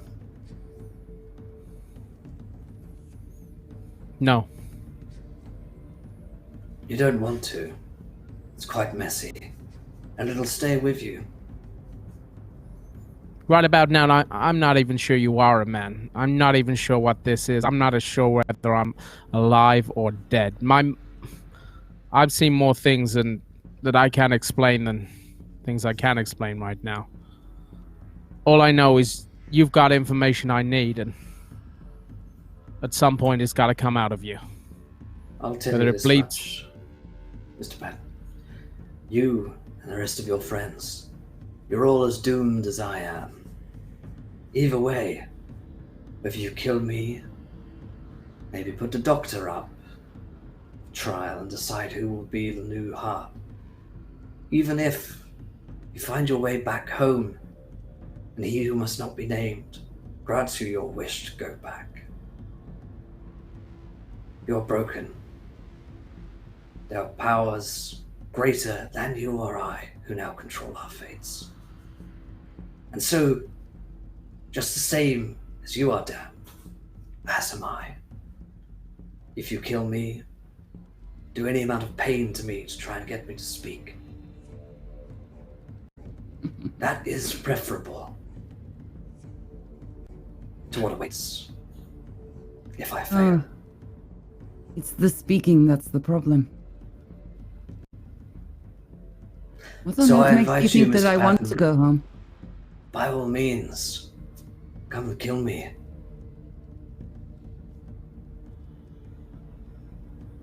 I just wanted to see her face one more time, damn it. And then I will swing for his kneecaps. Okay. And I will crit if possible. Okay. A couple of things are going to happen almost immediately. First of all, I need you to roll a dex. And this is to determine how fast you can act. Cool. I got a 50, which is a pass. I'm going to spend one of my crits on this. So I got a couple of throw around best to use them. So Hank, as you move in and begin to swing this rusty bat, I guess, at the knees of Mr. Carlisle, something from above you drops onto your back. Something from the ceiling drops down, and you, Laure, can just about make this out. It's a dark, shadowy, bat-like, and yet at the same time, it appears to have almost wolf-like features. You've seen one of these creatures before. This is the same creature that ripped off the head of Archibald Sr. when you were in the, as a ritual was being done, taking you to Carcosa during that storm. And this thing just ripped out his heart and ripped off his head. And this big creature drops onto Hank's bat, perfectly concealed in the shadows from above, and moves in to bite him. And I'll spend another crit on his attack as it comes in on Hank's back, and you hear this eldritch screech from this creature that moans as it opens its maw, and series sets of serrated teeth bite into your neck, Hank, and you feel this excruciating pain run across your neck. It's mama. Okay, Hank, you're going to take 12 points of damage. I rolled max on both of those rolls. That's me down to -1. You can attempt to is it dodge? What's the other one? Yeah, you can attempt to dodge the attack. You're probably gonna need to crit on it. Okay, I'll crit on it as I'm grasping on. Yeah. Okay, so in this case, this creature comes onto your back, and at the last second, Hank, you just manage to roll out of the way as it lands on your back, and its feet skitter onto the floor. Carlisle is motionless, though a little smile plays across his lips as this creature does his bidding.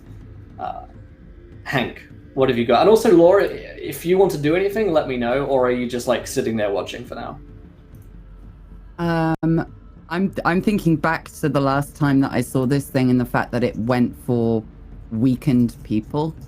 Mm-hmm. So I'm gonna pull my handgun out and aim for Carlisle's shoulder. Okay, so I have creature going first, and we'll have you get to act, and then we'll have Hank go. So what do you roll me an attack roll? Handgun, yeah? Yeah. Oh, well, that's great. Brilliant. Oh, yeah, it's a fumble.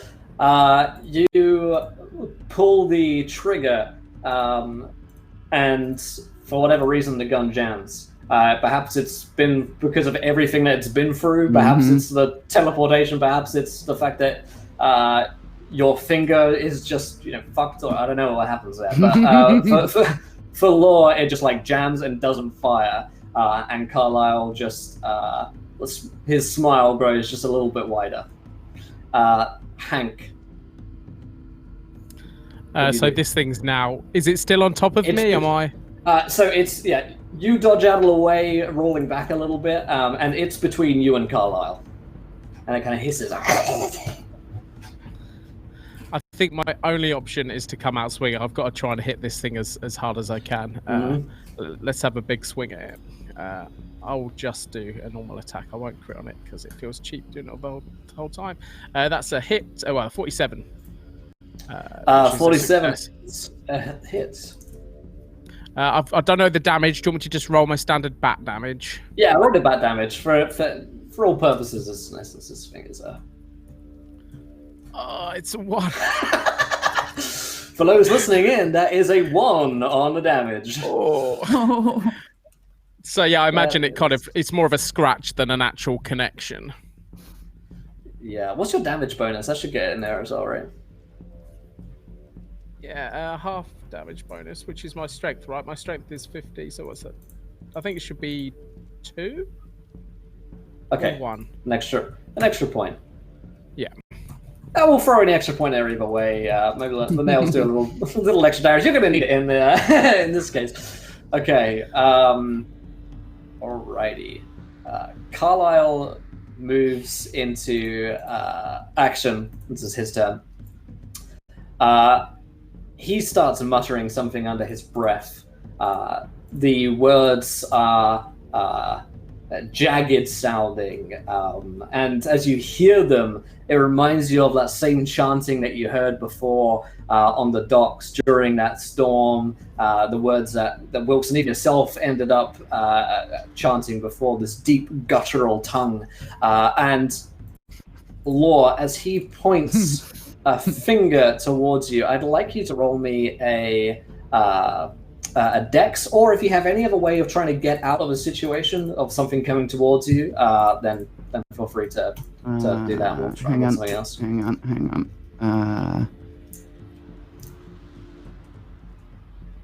I think it's gonna have to be a dex. I think. Yeah. No, I'll crit it. Can I crit that? You can crit it. We got the crits. We've got to use them. I know I intend to. That's what we're here for. We're just trying to drain you. Yeah. A game within a game. We are the meat shield. Alrighty. He points this finger towards you, and you dodge out of the way as this sort of a rippling force. It doesn't necessarily look like a classic bolt of lightning or magic spell. It's more like a heat wave, sort of effect that you get when you're looking at on a distance. Sort of like comes towards you as though extreme heat is coming in. You dodge out of the way and you look behind you, and you see that the wall, it looks as though it's melted where you are standing. It looks as though it's become more like an oil painting, as though it's transformed from stone and brick or whatever it was into this sort of like wet, sleek oil painting which is dripping down. And he just sort of like cracks his neck as though he was just warming up. And we'll go to the top of the round. I'll give the doctor a go here. The doctor will follow your commands, Laure, although he is essentially useless. Is there something you'd like to... You told him to do? You shouting at him to do something? I'll just say, get back, get somewhere safe. Okay. He curls up into a ball and sort of falls prone, I guess. Puts himself into a recovery position. He's a doctor after all. Okay, it's the second round, and the creature is coming in towards you once again, Hank. It's sort of taken a glancing blow from the plank, but this time it's going to run in towards you, and it sort of lifts itself off the ground with its bat-like tenebrous wings, and tries to bite your arm off. Its teeth look sharp enough that they could do that. We'll spend 2 crits on this because it's 2 attacks. You can try and dodge the first one, though. We can spend a crit to dodge it. I would. Yeah, let's use my crits. Come on, this is Hank's last stand right here. Alrighty. He's going for it. Let's praise the dice god. That's a 1. Plus another one. Only 2 damage. And I spent 2 crits on that, so that's something. As the creature just managed to get a glancing, so it like shaves off some of the skin with his teeth, as though your hand were a potato going into a slicer. And it just like shaves off part of your part of that skin, and it falls to the floor. Blood on its lips. Laure, you're facing off against Carlisle, who appears to have some kind of magical power, and your gun is jammed. Okay. This is not a good situation right now. No, I'm going to try and persuade him to call his dog off. Roll persuasion. Okay, what do you intend to do? Mr. Carlisle, if they find out that you have been doing this to members of the jury, do you think it'll go well? Even if you know the answer. Call your dog off.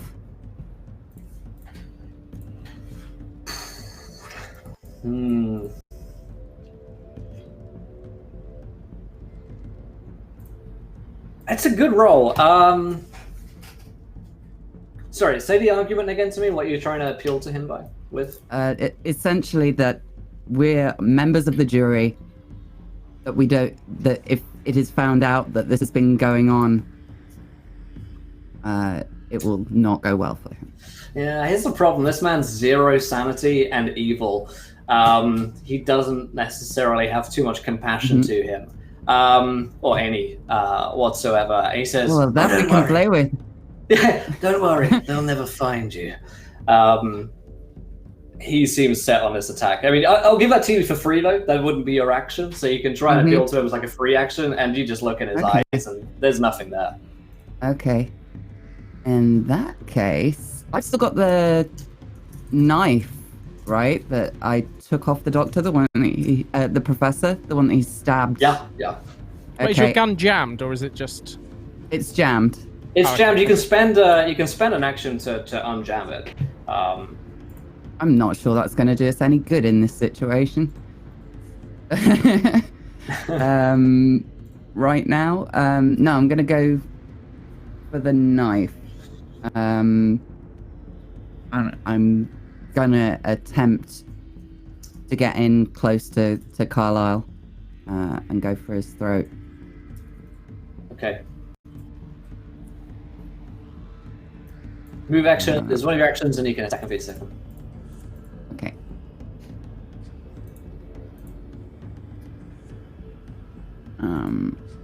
Do I need to roll for something? Yes, to attack is a fighting brawl. I'm just going to crit it. Oh yeah, in that case, then just roll it down. This is what. Yeah, spend a crit. You're going to get him with a knife. He can't dodge because he's moved and made an action, so he doesn't have a dodge action in reserve. You can sort of save one. So roll a damage on your knife. What am I rolling for that? Sorry, I don't have this stats for the knife. I think it's D6 for a dagger. The other players in the chat might be able to help us as well. Damn it. Okay, so here's what I'll tell you is on the 1 damage. The longest fight ever. Well, in Call of Cthulhu, things can end pretty quickly.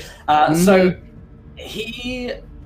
Okay, here's what happens. You sort of move the knife in, and while it looks like it would have been a glancing blow, it would have at least cut, and it should at least make him bleed. His skin is tough. When you sort of like cut underneath the suit, there's something to it which just feels like it's thick, almost like tree bark. And he sort of like pulls away the suit, and you can see that there is flesh which looks as though it's been welded onto and over his own, and it has these runic circles across it as well. It looks like it draws down most of his torso. It looks as though he's wearing someone else's flesh, and by the runes on it, it looks like it's magic or evil, whatever word you want to use.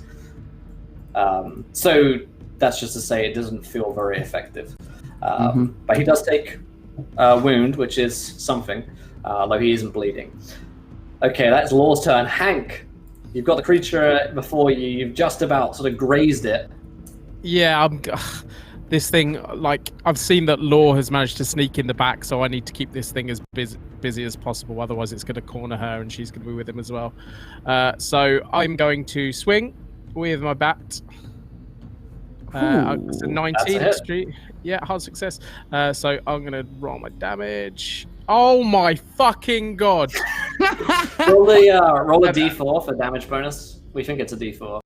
Yeah, 3. Fucking hell. 3 damage. Can I try and speak to him as well?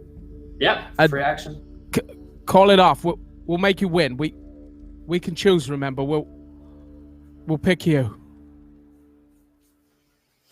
Yeah. Okay. It's Carlisle's turn. We'll see what he makes of that. He seems like he's just getting started right now. And he says, "Once the key smells blood, I'm afraid that's it." So it's his turn. He is sort of face to face with you, Laure. And instead of sort of doing any kind of magic, he just sort of like moves his arm towards you, and there's a preternatural strength to it, or perhaps a supernatural strength to it. As he's going for your throat, and he's going to try and make a fighting brawl to grapple you, essentially. Unfortunately for him, a 77 is a miss. He just like lunges for you, going for your throat, and you just dodge out of the way. And that's it. He's going to try again. He does have 2 actions. You know what? He'll spend a crit. We'll spend a crit on that one. Why not? I'll let Charlie know. And he basically just has you grabbed right now. You lose 1 wound as he's got you by the throat, and he's just throttling you. And you can tell that he intends to just grab you, hold onto you, and suck the life out from your windpipe on his next turn. Dr. Stoat whimpers, and it's round 3. Hank, this creature is now sort of all over you, sort of like a dog trying to get up on you. And this thing's big and can fly. So it's sort of going for your eyes, going for your face now. I will spend another 2 crits here so I can get through him. On you. I've got to keep matching your crit spend and then taking the other one and hoping. Yep. Alrighty. This is for you, chat. This is for you. So let's roll that damage. And pray for... Oh my god, high numbers. What is this damage this game? All right. I believe. 3 more wounds. This creature's got slathers all over you, rending chunks from your flesh. And Laure, it is your turn. So he's right in front of me, right? Yeah, he's like got you, brother. I'm gonna have the knife right in around my waist and just force it up under his rib cage. Okay. Give me. Do you want to crit that, or do you want to? Yeah, I'll crit that. Okay. It's trying to kill me. Alrighty, roll the damage. It's a d6, I think. Oh, let me go see what that was from the sword in there. See a donation. Very nice. All right, and there's a twist of fate for Miss Laure, just in case some fellows wondering. Twist of fate, we haven't had one yet in this show. Is sort of a equivalent to like a fate point being burnt in another system. Like if you're about to die, a twist of fate will like not kill you, it might just maim you. So you got that, which is good. I'll make it out.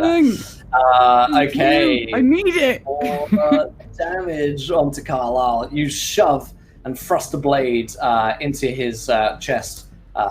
Going in for his heart. The blade sort of twists aside. It's not the cleanest like thrust you could want, because again, there's that like otherworldly flesh which you're having to pierce through to get to his own, and it feels as though the runes sort of glow and burn hot when the knife goes into it, as though they were repelling the blade. But still, you hear for the first time a little grunt of pain from Carlisle as he's got you there.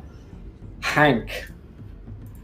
Spend a crit. Smacks this thing in the face. I need it dead. I've got a hope for the. I'm swinging for the fences now. So. Alrighty. Leave me on one last crit. Damage 7 plus. That's good.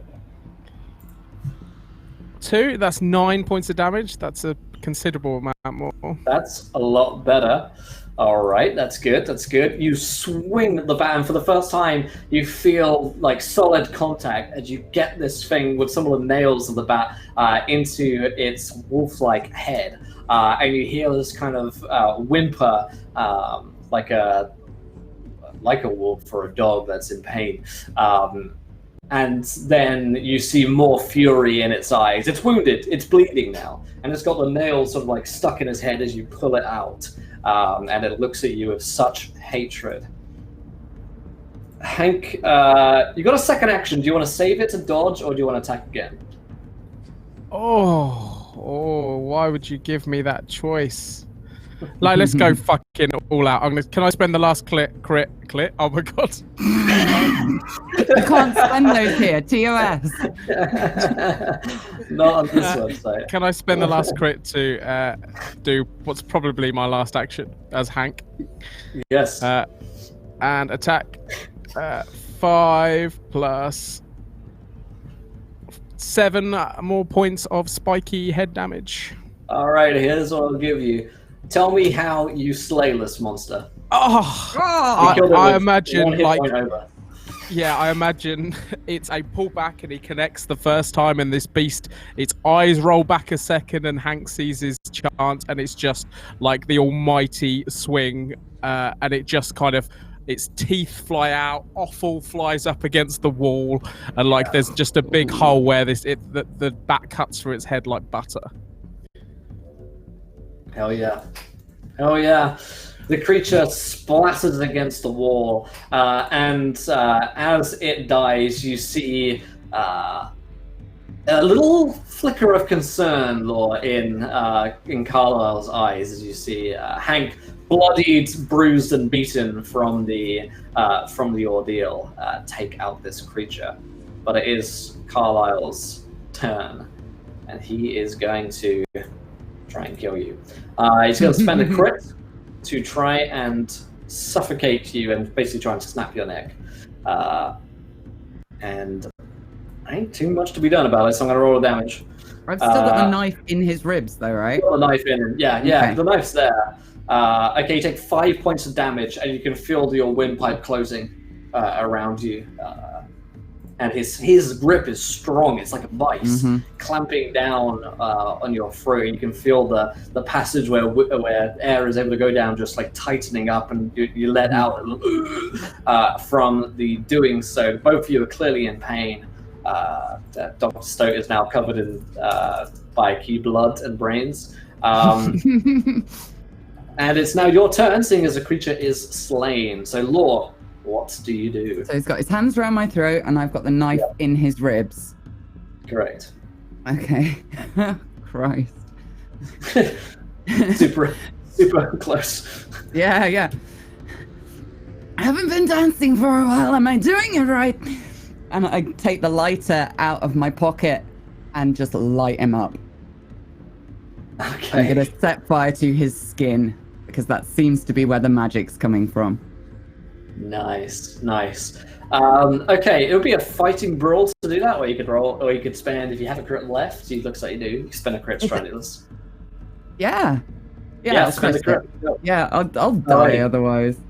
Yeah, you flick this lighter on as you're being throttled to death, and just sort of like pray that the fire does something to the skin, because of course it's not like it's covered in like a propellant at this point, but hopefully this will burn away the point. I'm going to say you do it on the point where the blade is as well, to like both heat up the knife maybe a little bit, and also to hopefully do something against that flesh.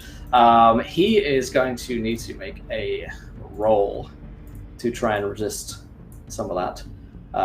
Oh my god, he rolled it. Okay, he's going to take half.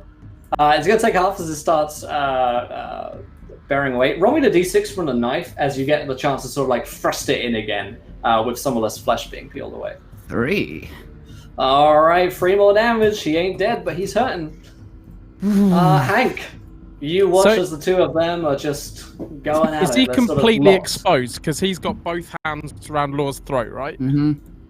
He's got one hand around her throat, so the second is Oh, technically he's free. doing the bad. He's doing the Jedi. He's doing the villain. Yeah. Sith stuff, yeah. I'm gonna do what every good guy does. I'm gonna attempt to sneak up behind him and bat him in the back of the head. Okay, you're gonna need to roll me a stealth to be for him not to be aware of this. Okay. I am not that stealthy. Yeah, That's today. Massive fail. Oh. Yeah, he sees you coming. Like he's like watching you. He's like head turning as you're coming up behind him. I'm just gonna swing for him anyway. Yep, that's a success. Okay. Boom. Oh, fucking hell. That's not what you needed. 4 damage. 4. All right, 4. He is now in the stage where he's most definitely bloodied. You can tell that much. You sort of like swing the bat into the back of his head, and that, it feels like to you, Hank, isn't protected by the same like runic flesh that Laure's getting on the front. So his front is protected. It's as though he's wearing body armor on his front, but he's not like helmeted or protected from the back. So you like smack him in the back of the head, and you hear him curse as the bat goes into the back of his head. Although he's most clearly inhuman, because no one could survive that. That like the force of the nails going to the back of his head. You like rip them out again. There's like chunks of brains and flesh coming with it. There's clearly something deeply I'm guessing we're going to go through a fair amount of sanity lost at the end of this, but we'll just get there at the end. Let's see. So it is his turn because you moved and attacked. And unfortunately for you, Hank, you don't have a dodge left. So, but he's also got Laure. So he's got 2 actions, one of which he's going to use to try and finish off Laure, and the second of which he's going to use to try and deal with Hank. So Laure, let's spend a crit. I've got to get through him somehow. And he's going to try and get you once more with the 6 damage to the throat. I think that's me out. Is that all right. me out? Yeah. Okay, but you do have the twist of fate. So here's what happens. He watches you. Just your eyes pass, and he feels like a crack. Something clearly gets broken there. But he lets you go just before you're actually dead. He thinks he's killed you too early, basically, and he's distracted by Hank and wants to get to him. So you drop down, and you're on 1 hit point. You drop down semi-unconscious onto the floor as all oxygen has escaped from you and no more is coming in. And he turns with a smile on his face towards you, Hanks. Now she's out of the way, and he's going to pull the knife out from his chest, and with his other hand move in to stab you with it, Hank. And just spend a crit on that one. Hank, you can't dodge, my friend. You're going to roll the d6 on the dice. It's just a d6. 3 points of damage. Was that close? Yeah, there's not 1 HP left, but I'm about as close to 1 as you can get.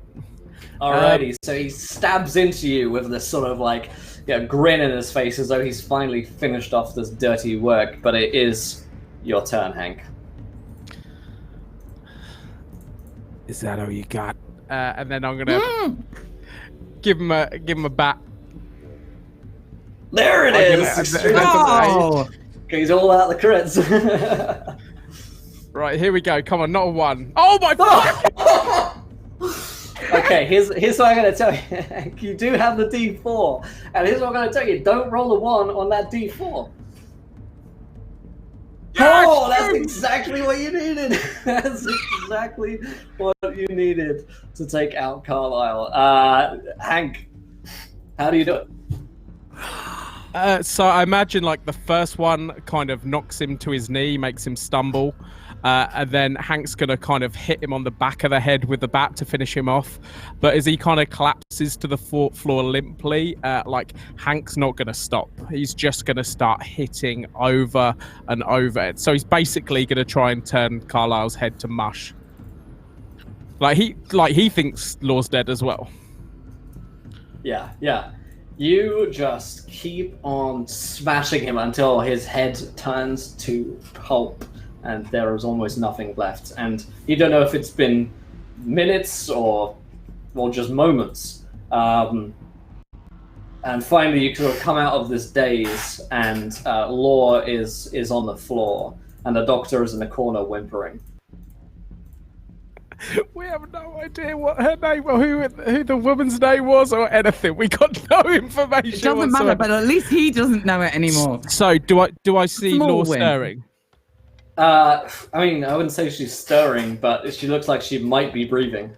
I think you Hank will probably hear me breathing if I've had my windpipe. Hank will run over to her and kind of cradle her. Betty, talk to me. Are you okay?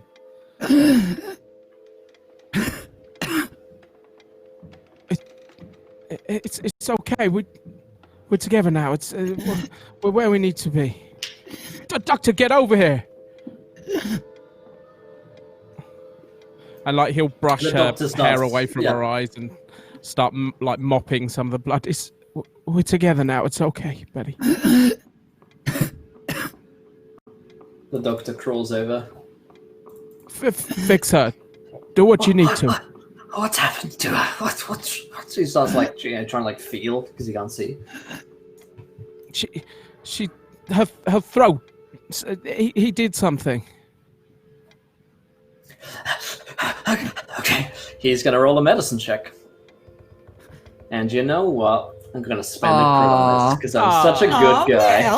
Well. You shouldn't. Okay, so we're gonna roll a d3. All right, well, that's a 1.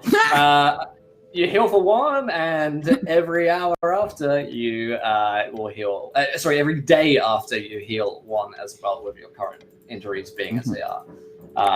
He performs some emergency sort of immediate help, so you're not going to pass out or die right away. Okay. Am I conscious again now?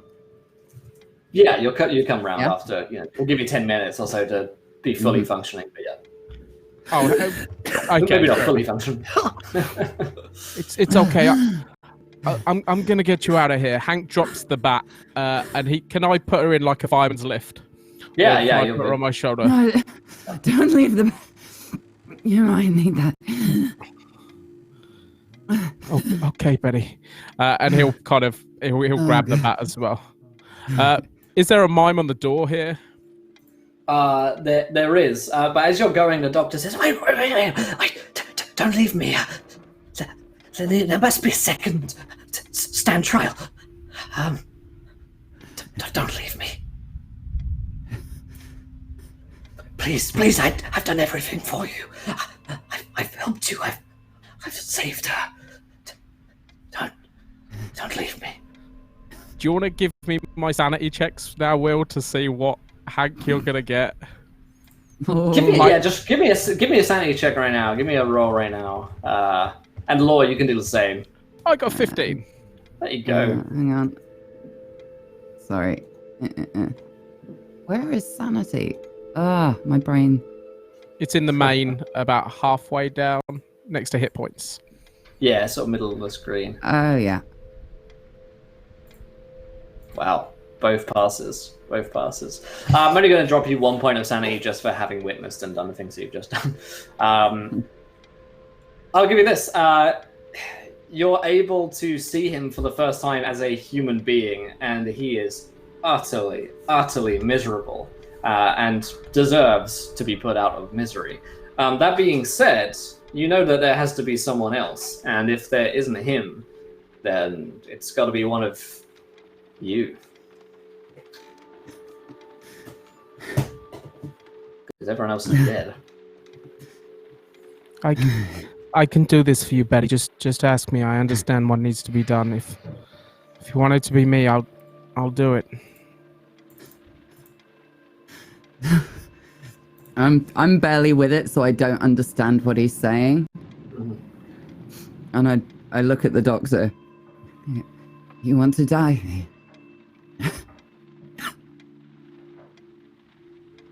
You would rather die.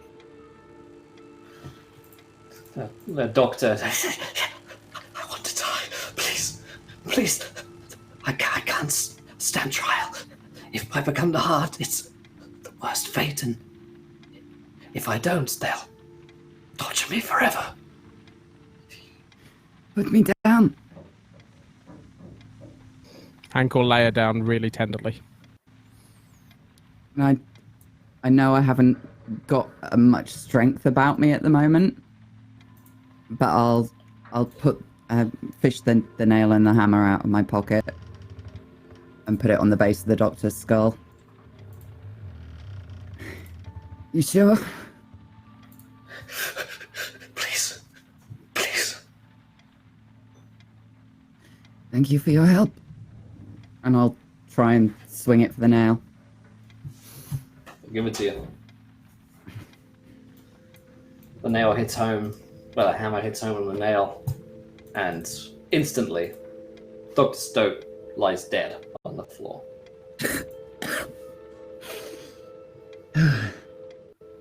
Okay, Betty, I got this. I know what needs to be done. Just know it was you. It was always you. Was he? Hank will walk to the door. He'll knock. And he'll aim to pay the mime so Laure can travel back. What's he? The mime pops up, extends a hand. Hank will pull up his sleeve and offer his arm. Hank, Takes the blood. I can't. Come with me. Betty, If they want- this is what needs to be done. If I know they that want to now, pick and- somebody, no. If they want somebody to stay here, they're going to have to come and get us. You come with me. Hank will kind of look at her and say, okay. And he'll give her a hand up. Thank you. And he'll kind of get to the door and stand aside for her to walk through first, like he's done before. I'll be keeping an arm on his, and He'll- I'm not he'll even push- having to act. I'm not having to act it at all. That I probably couldn't stand without him. And I think as she stepped through the door, there'd be a little push, and he would walk Ugh. back. Fuck's sake. The door closes bet. behind you. Bye, Betty. And he'll go and sit down, light a cigarette, and wait for whatever's going to happen. Alrighty. Laure, the door behind you closes, and there's a door ahead of you with a mime at it. I just turn around and look at the door that closed, like trying to figure out what just happened and why. Because I'm The mime barely with shrugs. it. And I'll hammer on the door a bit. Hanky, come out here right now. I can't keep. Fuck. Oh, shit. I'll look at the mime. What do you want? You don't know. He just paid you, no?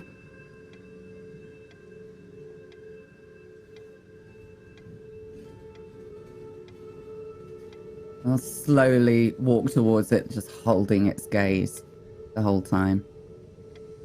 Gritted teeth. Opens the door for you, and you're back with the rest of the party. You can see them in the waiting room. You watch as Laure comes in. There's maybe it's been maybe half an hour, so let's say that you've got about 10 minutes left. And Laure comes in, and she looks near death. Hank is not with her. Neither is the doctor. I'll collapse onto my knees in front of the door and just hacking coughs. Virginia hurries straight over to her. What happened? Carlisle was... He was not... We couldn't talk to him. He was not salvageable. Right. So what did you do? He's gone. What, you killed Carlisle? Where's Hank? He stayed. Yeah. He chose right, What about the right. doctor? The doctor is dead. He earned it. What? He deserved it. So you're just. You went to talk to Carlisle. He was not a man anymore. He was quite possibly never that.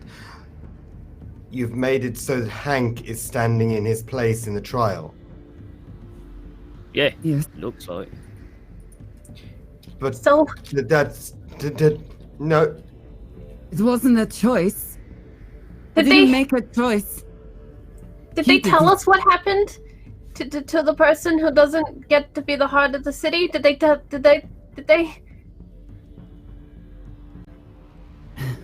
Because we could just make Archie and then we just get Hank out of there, right?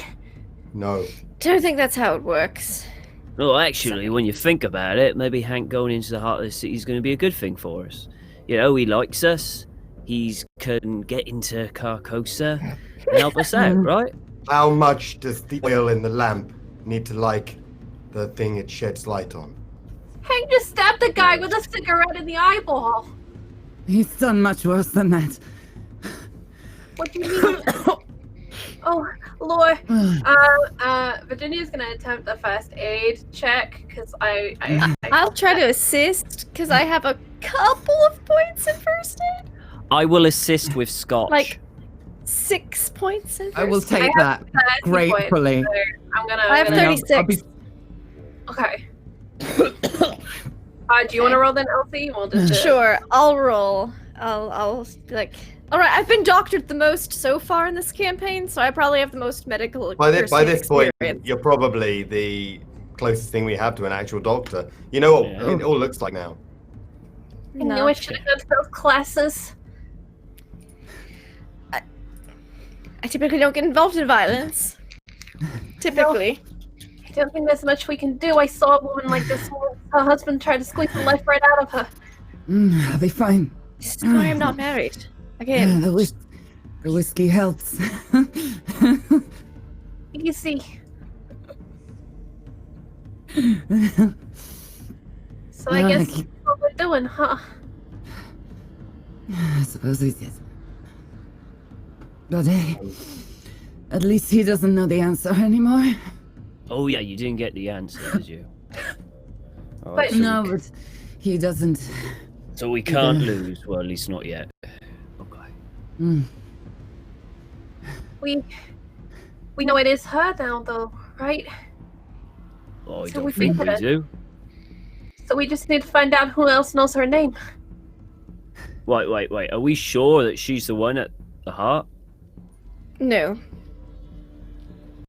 Well, yeah. I don't want to give a wrong answer. I can only imagine what would happen if you. No, I know, but we still go through with the trial like we planned, but at least we could try, right? Try and get the name. Oh, yeah. I yeah, don't- yeah. They give you second guesses. Can I be looking for the phrase "Heart of Carcosa" in this fucking useless book that I've been carrying for the entire sobbing campaign, please? Yeah, I sure can. Do I have to Never roll told you the book- anything, or should I just Never straight told away you the tell book you had that I'm gonna anything crit useful in success? it. Yeah. I'm gonna straight up crit success it, and hope it's in here. Okay. It's on the second page. Yeah, it's right there. It's right Yeah, on how there. did you miss it? Why man? did You you get just give me control half the F it. contents? It's been literally Heart of Carcosa, chapter 3. Fuck you. Control F Heart of Carcosa. What the fuck else have we gotten this far? Okay, well, obviously the book doesn't just have the answer to the name. No. Specifically, I'm looking for references to what happens Right. vis-a-vis the becoming of the Heart of Carcosa. Okay. So, while it doesn't say too much about what the heart necessarily is, it does mention that the heart is traversable, i.e. you could go there to the heart, though it warns that it's incredibly dangerous, and so there's that. Any information about any sort of a trial? Vis-a-vis the choosing of the heart? Trials are a theme which are mentioned quite a lot, and it seems to be referred to almost like an ascension to power, as though it's something that a follower of Hastur would want to do to get to the heart. It may well give them control over a part of Carcosa, or perhaps over the king or his decision making. That's also somewhat vague, but you get the sense that might be the case. But you do think that you could probably go there, although it speaks of sacrifice in order to get to the heart. Read probably a substantial amount of blood, and or maybe someone needs to die to get to the heart. Is there any mention regarding the alternate fate for the other supplicant in any sort of trial situation? Read sort of endless pain and suffering for those who have been discarded by he who must not be named, sort of deal. Yeah. Right. Either way is endless suffering, it seems like. I mean, it's not a good situation. Just not a good situation. One has like endless suffering with benefits, and one's just endless suffering. Endless suffering that you want, and some kind of power that goes with it. Yeah, that seems to be if you. Sounds like every single one of my relationships. Endless suffering with benefits. That was a really sad cry from Gareth last. Really sad. Hashtag marriage. Oh, I have found some thing. Oh, better than nothing. Maybe. Not actually, no. Good news, if indeed such a thing still exists. It is actually possible. I mean, not immediately, but the heart isn't just thing, it is place. I believe this is indicating. It has a physical location external to... It's spoken about both as a place and as a person and as a concept. This is the way that these texts are written, as they're written by lunatics. Yeah. So that's a possible benefit. Also, as well as being the form of a power source, it also does apply, apparently, and this is to be taken with a degree of salt, a measure of control over Carcosa. Well, which is, not necessarily. I have to tell you, all the other writings vis-a-vis he must not be named indicate he does not share power. Well, we don't need all the power, just a little. Yes. Also, Wait. There are two parts, right? The heart and the head. What if we just smash in the head and then you'll need two people?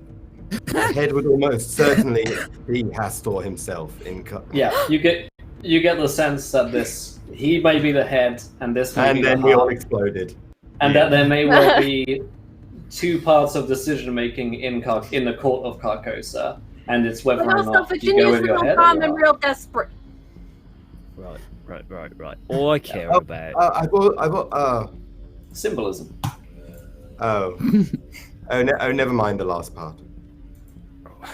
Right. Okay.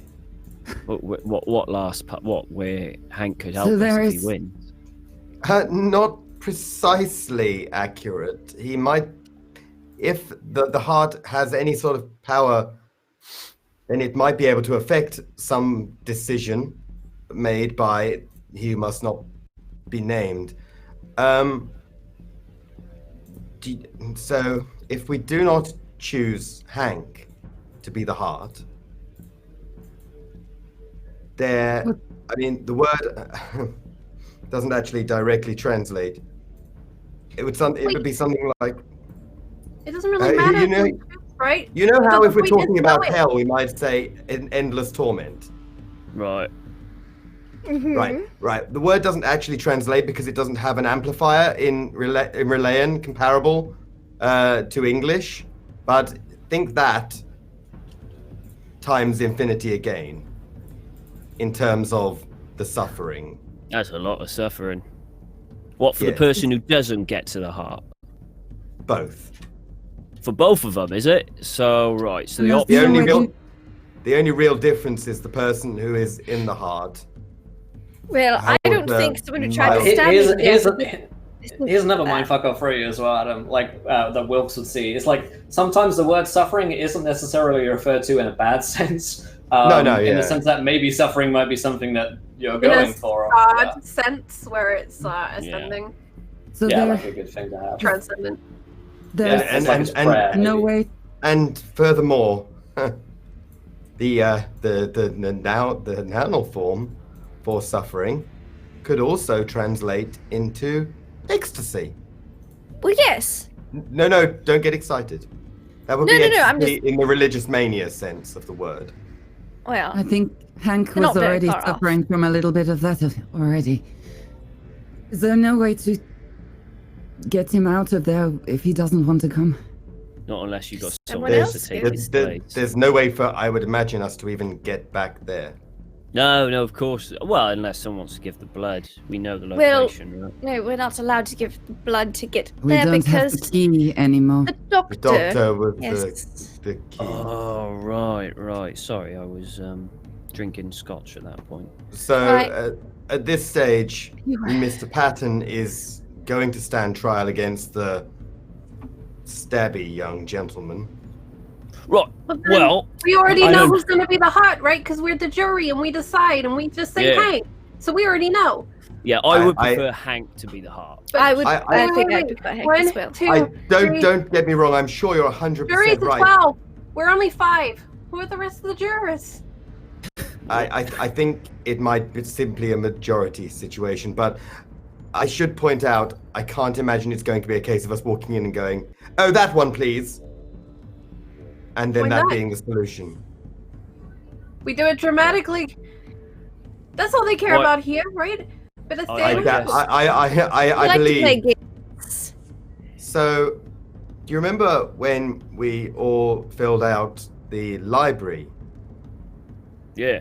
cards? Oh Yeah. yes, Sure. that. Yeah, what about it?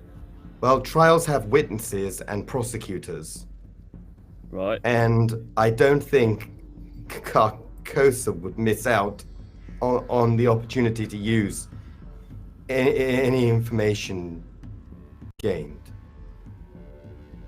So we need to do a swap. We need to get someone else in there so Hank isn't on trial. Yes, Well- another small Or we just problem go to with- trial. Like these are our two choices, right? This is what you're saying. Either we do a actually, swap or we go. Honestly, that's actually one choice because there are only one other living person who isn't in this room in Carcosa currently. So it is either one of us swaps for Hank, or there are no choices. At this stage, the trial will go forth irregardless. Yeah. Then we go to trial. And we Yeah. get Hank a lawyer. I get the Yes. feeling Hank doesn't want to go home. Well, then, if anything, that could be considered a small silver lining. Yeah, maybe. So, you know those library cards where you had to answer all those questions? Mm-hmm. They're going to come up for Hank, right? Not us. I think they'll come I up don't for all know. of us. I think there is no possibility in this place that we will be spared any form of attack. Good job. We You told us make not to write no- anything bad down then. Yeah. Yes, yes. Make no mistake. We're all on trial, not just Mr. Patton. Right, okay. All right. Okay. So we can't leave this room. Can't go anywhere. And Hank is now on trial. So I guess all there is to do now is sit and wait for the trial. Who's Betty? What? He called me Betty. Who was Betty? I Betty? think that's I think that's his his wife. Yeah, I think that's his wife. Ex-wife. Yes, he was quite antagonistic about her at the party. Well, it seems like a lifetime ago, but it was actually yesterday. Was it? Or wasn't it? I think it was yesterday, Why? wasn't it? Was he calling you Betty? Goodness. Was it or yesterday or the day before, something in that region? Yeah, it was either yesterday or the day before. It's not been a long time. Time is time was yesterday from the perspective of the last time we saw the sun, I guess. All right. Well, I mean, Yes. in all fairness, he probably. I think we was spent 3 days straight. in Lumform in total. Yeah. Okay. Mm-hmm. Yeah. And think about it this way, Laure. If he didn't think that you're his ex-wife, he probably would have left you there. And that's a bad thing? No, that's a good thing because you got out of there. He never even asked if I wanted to. That does rather Didn't sound seem like the him, type. actually. No, no. Did you want to? Rather me stay than him, but apparently conversation is not his strong point. I think that's a given. Gonna miss his bat. Now's not the time, Mr. Wilkes. No, I suppose it's not. And I shoot him the most glaring mum look he's ever seen. Tears are running down my face the entire time I'm talking. Your mum lick at this point would be terrifying, like 3 days ago, and I'd have probably hit myself and gone for a cry in a cave. But right now,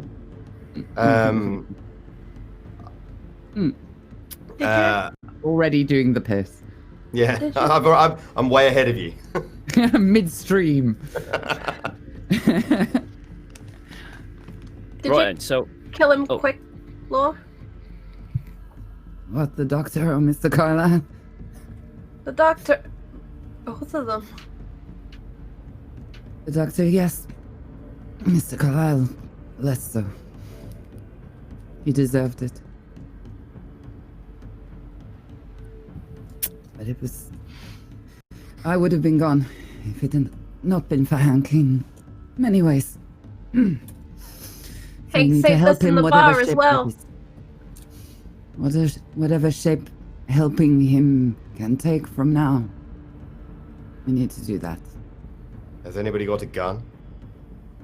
Not Well, the I one think- that works. I think Virginia has one, don't you? And the shotgun is resting against the wall where she's kind of left it. There is one other option. Go on. You won't like it. Well, I mean, let's be I don't honest. think the we kind like of anything options here, we do got we? are kind of shit. So why not throw one more turd on the pile? Go ahead. Like a feature of it. The only other option would be nobody goes home because there is no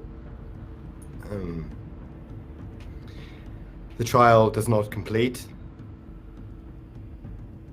Hank dead, but all of us also dead. Like we all blow Like- our brains out? I mean, I wouldn't put it so crudely, but to an extent, the trial cannot proceed in the sense. I mean, it will just automatically make the other supplicant the heart, but nobody will per se suffer. It doesn't translate. Didn't you say the boss wanted people to go, though? Wanted people to go and get more people? How Seems do in we his shut this interest to place make sure we down? get back, no? If it's like a heart, can we not shut off the blood flow entirely? Can we shut this place down? No. This Can I place just has say I'm always against the been- plan where we all kill ourselves? Yeah. That's. I want to win this thing. Yes. As far as I'm concerned, the best way to get through this is to win it. So I think that's what we should be concentrating on. What do you think winning is in this situation? This The isn't best actually. out of a shitty situation. So go Actually, back just- home actually just told you the insane. best out of a shitty situation because Sorry, none what's of us the best? suffer eternal torment. I'll take Hello? insanity over eternal torment. Did someone say my name? I could have sworn I heard eternal torment there. And the jester opens the door and pulls himself in. Trial time! Everyone ready? Ooh, we appear to be missing a few of our number. How strange. Would anyone like to tell me now what happened? Your dog needed a walk. Oh, good. And what about our dear friend, Mr. Patton? He took the He dog took- for the walk. He kept peeing on the floor. Oh dear. And now I understand it, that there's been a slight change of arrangements. Yes. We just a jury. Now we have our jury, and it seems we have a new supplicant who may very well end up being a heart. Quite devious of you all. Well played. The master will be most happy with your antics. Right, come along, everything's set up, trial's ready, come on! He opens All right. the door for you. I grab the harpoon on the shoulder, and I'll I start struggle to walking my after. feet while looking at the pistol in my hands and just like, there's not even any point. But I'm wiping the blade off. I'll lean down and help her up after this business. Mm-hmm. Yeah. I'll definitely take his arm, and I think it's quite obvious that I can't walk without support at the moment. Yeah. Okay. So you follow the jester around all the doors, and before you this time is a large courtroom. The first thing that you notice is the stench of rotting dead flesh. And as you enter into this large room with a high vaulted ceiling, you see that hanging from the ceiling from ropes are the rest of the supplicants who arrived with you here from Glumthorn Isle. They're hanging from their necks as though lowered from a great height, where their necks were snapped, or perhaps the mimes and the jester helped put them up there afterwards. Either way, the ceiling is several hundred feet high. The ropes are equally as long, or just a little shorter, I suppose. So they hang just above you, where you could just about reach up and grab a dead body. And maybe 100 people or so arrived with you here on Glumthorn Isle, and they are all here as well. Jury, the jester very much has been making that pun to you, probably all the way here. He's like, I'm just using it. See what I did there? You see what I did? Actually, logically, this isn't the jury. This is the audience. So your pun doesn't work. You are a terrible comedian. And quite frankly, we are unimpressed by your antics I again. think this is the warning for what happens if we try and do what a hung jury does. You wounded me, sir. Not as much as I wounded them, though. You walk past a couple of the citizens, the sailors that you recognize from Glumthorn. Heartbreakingly enough, you walk past a body that looks eerily similar in size and look to Tom as well. That boy who may already have been dead by the time you got there, you don't know, but he's certainly not in good shape now, and his dead, cold, rotting flesh swings just above each of you, and the sound of those swinging ropes going back and forth ever so slightly sets your teeth on edge. I need everybody to roll me a sanity check as you walk into the courtroom. The gods like to talk about the gallows all the time. I passed with a 7. Oh, thank God. I did not pass. I did not pass. I failed by 1. For a second, Sebastian, you could swear that one of the bodies looks just like Agatha's. Are we making a joke, or is this actually the joke? Oh, wait, no, I Actually, because while you've been here, yeah, Wilkes has been hallucinating seeing her every now and again. He does actually see her. Okay, if you passed, you only lose 1 point of sanity. If you fail, let's roll a d6, because this one can be fun. That's another 5. Oh boy. I'm 5 for all of you for walking into Cool, this courtroom of 100 hanging dead bodies and all the people around you just within reach. Yeah. Choose a temporary insanity that you would like to play with at this point, because this is Elsie's madness. temporary insanity is that she really likes this aesthetic. She wishes there was an artist here to just capture this scene so she could put it somewhere in her He house. said a temporary insanity, not your natural personality. Conveniently, This would really good in my hall. Like, yeah. This would look very good in. Wow, this is so Golgotha. I love it. Yeah.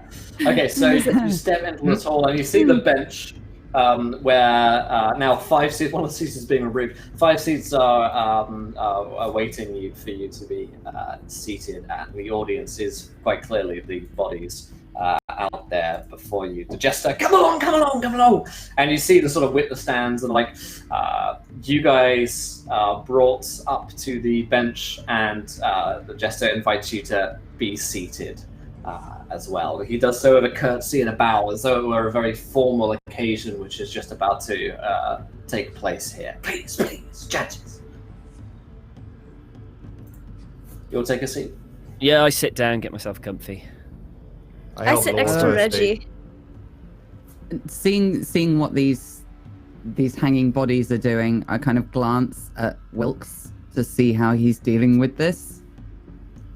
Sweat is pouring down my face. My teeth are locked together. My lips are closed, but you can see my jawline clenched. My grip on your arm is stupendously hard. I like not on purpose. And I'm looking at one particular corpse, which probably doesn't look like Agatha to you, but to me, it only looks like her. And yeah. That's what I'm doing right now. I squeeze his arm as we're walking up and just go, eyes on the floor. And I'll sort of shake as if waking up and look down. I will make eye contact, or what goes for eye contact, with if I can see one of the sailors or any of the sailors who lock me up, and I will just happily just stare at that as I walk past. You do see Captain Walscott hanging there. You can tell by the outfit that he's wearing and by the sort of beard, which is also beginning to decay. Yeah. Just a little twitch of a smile.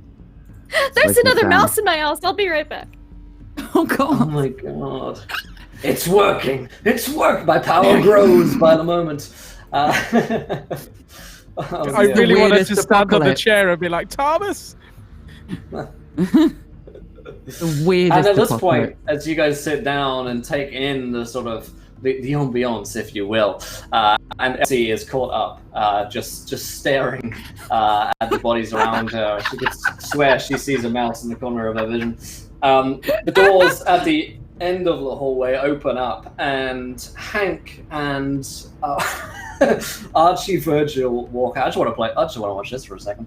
Can we make this full screen? Get the popcorn. Yeah, but can we get... Slam her camera middle of the screen while you describe the situation. You see Hank and Archie Virgil step out, walking down towards their stands. Do you want a sanity check from me, Will? Yes, please. Oh my god! Holy mama. shit. Luckily for you, there's no penalty for critical fails on the sanity check. I'm not that cold-hearted, so you just lose 5. But you start shaking as you see these bodies, Hank. You just start. It starts coming home for you. Dragged in behind Hank are the bodies of Eric Carlisle and Dr. Stokes. 2 mimes begin to affix them. They actually grab their bodies and start climbing up the walls between the 2 of them, taking up a body and beginning to fix a rope up at the top of the ceiling. The mimes they kind of crawl with a bug-like quality to them, as though they're natural climbers, even climbing up as high as several hundred feet with nothing really to grab onto, and affix the bodies there, attaching them to ropes and then letting their bodies swing down the rafters with the rest of them in the audience. I watch the doctor's body swing, and my jaw starts clenching the way the doctor's was, just like... Yeah. And... Yay! Back of the Skull Murderer Club! Woohoo! As you guys get seated, and Archie and Hank enter the witness stands, you see Archie again for the first time in what seemed like a long time. He is in the same clothes that he used, and he still appears to have the same knife that he used to stab Elsie with. He's clutching at it. He hasn't not been clutching at it. Even when Hank met him in the motel the night that he was hunting for Elsie, and that managed to see him off, he was still clutching that knife. He hasn't let it go since. There's a wildness in his eyes, a feverish, almost zealous quality to him, as though he's just walked into a cathedral. The sign of the kind of awe that a true devout believer might have walking into a great cathedral for the first time and sort of taking it all in. He's looking around him as though all of this is grand, opulence, and perhaps beautiful to him as well. He barely glances at the group of you. He doesn't seem to even fully recognize any of you, or perhaps just not be interested in it. The jester steps forward just in front of the group of you and says, "Audience, thank you all for coming. The great trial for the Festival of Fear is about to begin." I'm so excited. As you all know, this only happens once every century or so, so it's really quite a big deal, and the big man upstairs will be watching, so please make sure that you're nice and quiet. He looks to all of you as though he's just told a hilarious joke. So keep it quiet up there, all right? You in the rafters, and you at the back as well. I don't want to hear anything. Quiet as the grave. So, we are here, however, to decide something very grave, very important indeed. Who will live in the heart of Carcosa? Who dares? We have a late entrant into the race, I have to say. Mr. Hank Patton, everybody, please, a round of applause. No? Well, okay. Mr. Patton here, well, he's found himself in quite a predicament. Perhaps he will be the hard today, or perhaps he will not be. We'll feed him to the buyer keys, what. And, of course, we have a young, talented Archie Virgil, who has been groomed, born into this role. It's forever been seeking Carcosa. At last, we welcome you home, Mr. Virgil. Now, it will be for this impartial group of judges here to decide who will live in the heart of Carcosa. Of course, these judges must know, as must we all, that only a true artist can dare to live in the heart of Carcosa. And dear judges, that is what you are here to decide. Who, amongst these two candidates, is a true artiste who could dare to live in such a beautiful and chaotic place as the heart of Carcosa? You will make your recommendation to he who must not be named. Their fate will be sealed forever. So, let's get on with it, shall we? If you guys need anything, food, drinks, we'll have it brought along right away. I know that these things can drag on a little bit, so settle in. We appreciate so much your help. Right, so let us begin. Judges, are there any witnesses you wish to be called for, Mr. Patton? I know it's a late entry, so you haven't had time to figure any out. Or Mr. Patton yourself, if you have anyone that you would wish to call to stand. Witness. I would like to Yes. call for Mr. Patton. Elizabeth Patton, please. Ah. I wondered if you might be, such special arrangements in such a case as this, dear audience. He turns back to them as though he's conducting some kind of TV show. Can be arranged.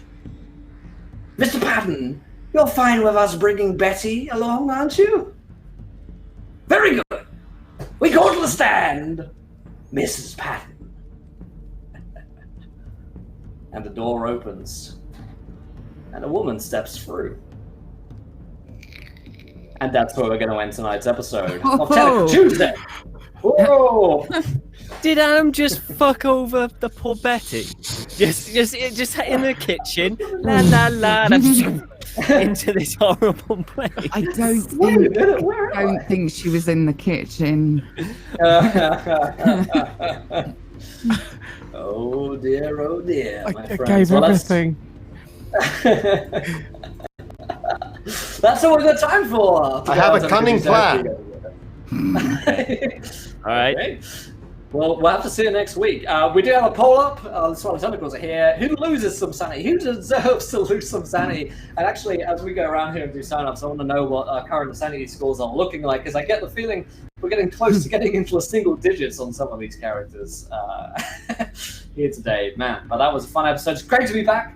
A couple of weeks away, so thank you guys for diving right back into it with me, and yeah, let's see what the hell happens next episode on the trial of Hank Patton. Charlie, I'll hand over to you. Yes, me. That's right. I'm the person who does this outro. I remember now. I'm not entirely stunned and horrified and all of those kind of adjectives to describe what we just went through the last 3 hours. Thank you very much, Will, for being judge, jury, and torturer. Let's go around to victim number 1, the wonderful Millie. I'm going to make these tentacles go away so we can see you as you answer for your crimes. How are you doing today? Oh, no. I'm good. Oh, Laure went to the bad place today, didn't she? Didn't she? Interesting. Yeah. That was kind of cool. She's been so laid back through all of this, and then it was Fish Guy at the end of last episode, and then that one bad roll, and it's like, no, she's gone to the bad place now, so you will get to enjoy that. Yay. And what is her sanity currently? What is her sanity? Let me double check. I think she's doing weirdly all right-ish, considering what just happened. 34, I make it. Oof. Still tough. Very good. And where can we find you on the internet and all of that stuff? You can find me on Twitter and on Twitch under Amelia Tyler. My streaming is a little sporadic at the moment because it's the lead up to Christmas, the time when all the people in the voiceover industry goes, oh, is it Christmas? Oh, that's come quickly, hasn't it? We could never have anticipated this. And then everything's crazy. So things are a little bit busy at the moment, but I will be streaming when I can, and I will be back here next week. Awesome! Joining us next Tuesday, of course, Timothy, Redundant UK. Welcome in. It's a real name now. It is now officially my name. Sorry for being a little late, but I was being a good son. Fired. Yeah. I know. Enjoyed myself a lot. Thankfully, I don't think I don't think Reggie took that much in a way of sanity. I mean, he took some, but not as bad as it could have been. You know, and he's already on the brink of kind of like his mind going pop. So that's probably a good idea. But yeah, can't wait for next week to see what the trial holds. Can't wait to see what Wilkes's plan is. This is definitely a time.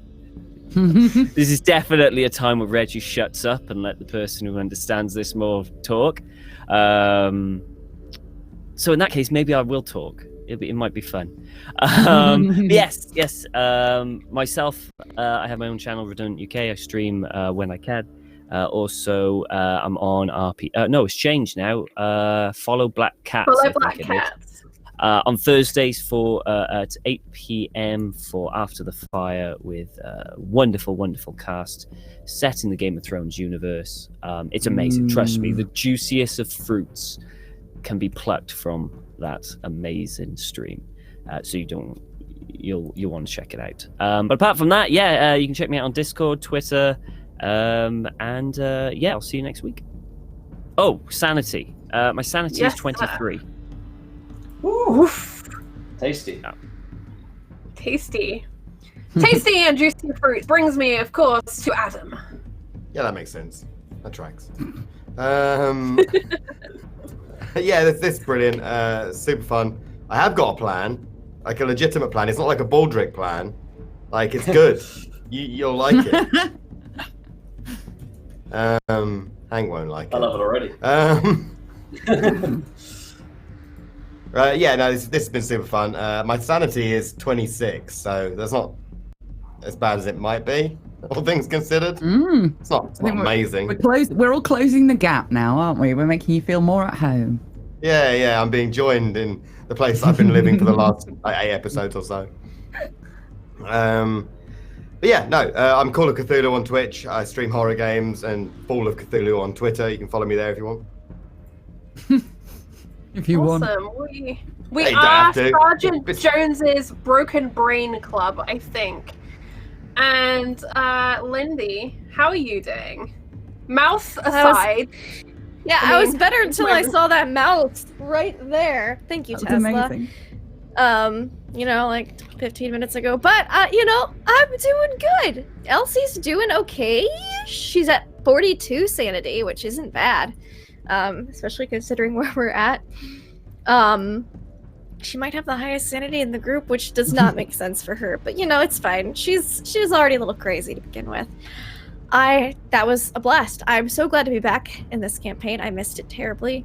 And I am really looking forward to the trials next week, because that's one thing we haven't really done in all the previous seasons of Call of Cthulhu. We haven't really had like a trial-esque experience, and I'm kind of really hoping, Elsie's not, that what we put on the library cards all comes into play next week, because I'm very curious to see what everyone put down, and I love that kind of stuff.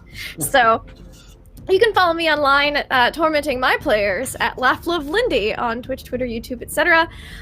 Tonight, if Twitch and OBS cooperates, we will have Mists of Ravenloft, which is spooky 2nd edition Ravenloft shenanigans, and shenanigans is the right word for it.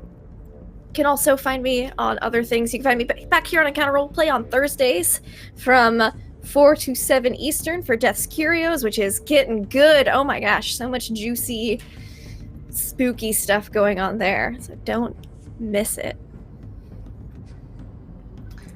And things not to be missed, including also Wait, things you can't miss. Bottoms. Are you calling me fat? No, I was saying how great you were, Gareth. You just can't miss him. Thank you. The guys, I didn't expect this to go the way it did. And like Hank's little speech about not wanting to be left here, he had to die or get out, is really, like, I had no idea the rest of this was going to come, so that was pretty fucking cool. Laure is so annoyed with him right now. Yeah. Just FYI. And like I've been really kind of enjoying. Hank's been kind of drifting through the stages of grief. He's been going through accepting and bargaining. But I took a massive turn back to anger. I think he had a chance to really fucking take some shit out on some people that he blames for him being here. So he went headlong into that. And thank you for the crits. Those donations. Me and Will just got into a crit war. I can't believe how little he's got left. That shows how hard he went to kill me. But I think this is going to go much, much worse. And it's so much fun. I don't really do much, but I've got an actual play podcast. Really, it's super close now. We are the Murder Ho Bros. It is literally, I think we've listened and made a theme tune, like an intro song or whatever. So it's super fucking close. There's a Twitter account, the Murder Ho Bros. Follow it, and then you'll see it on there. I just love saying the name. And welcome back, Will. Fine name. And on the subject of Will, the King in Grey. How you doing? How's your sanity, Will? King in Beige. Yeah, must restore King in Beige. I don't think I own anything that's beige. Everyone around here wears camo stuff, so I need to get some camo so I fit in with oh my gosh, yeah, you do. Men from Georgia. That was a lot of fun. Great to be back. My sanity's much restored from having taken out on you guys. That's why I do this. It's just stress relief for me, really.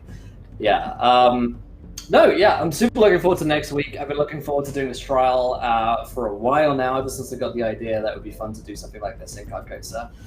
And hey, we've got some great witnesses to call, so more surprises to come. Hopefully those library cards don't come back to bite us on the ass, but we'll have to see. If you want to follow me, you can, I guess. You're allowed to. I'm not going to stop you from doing it.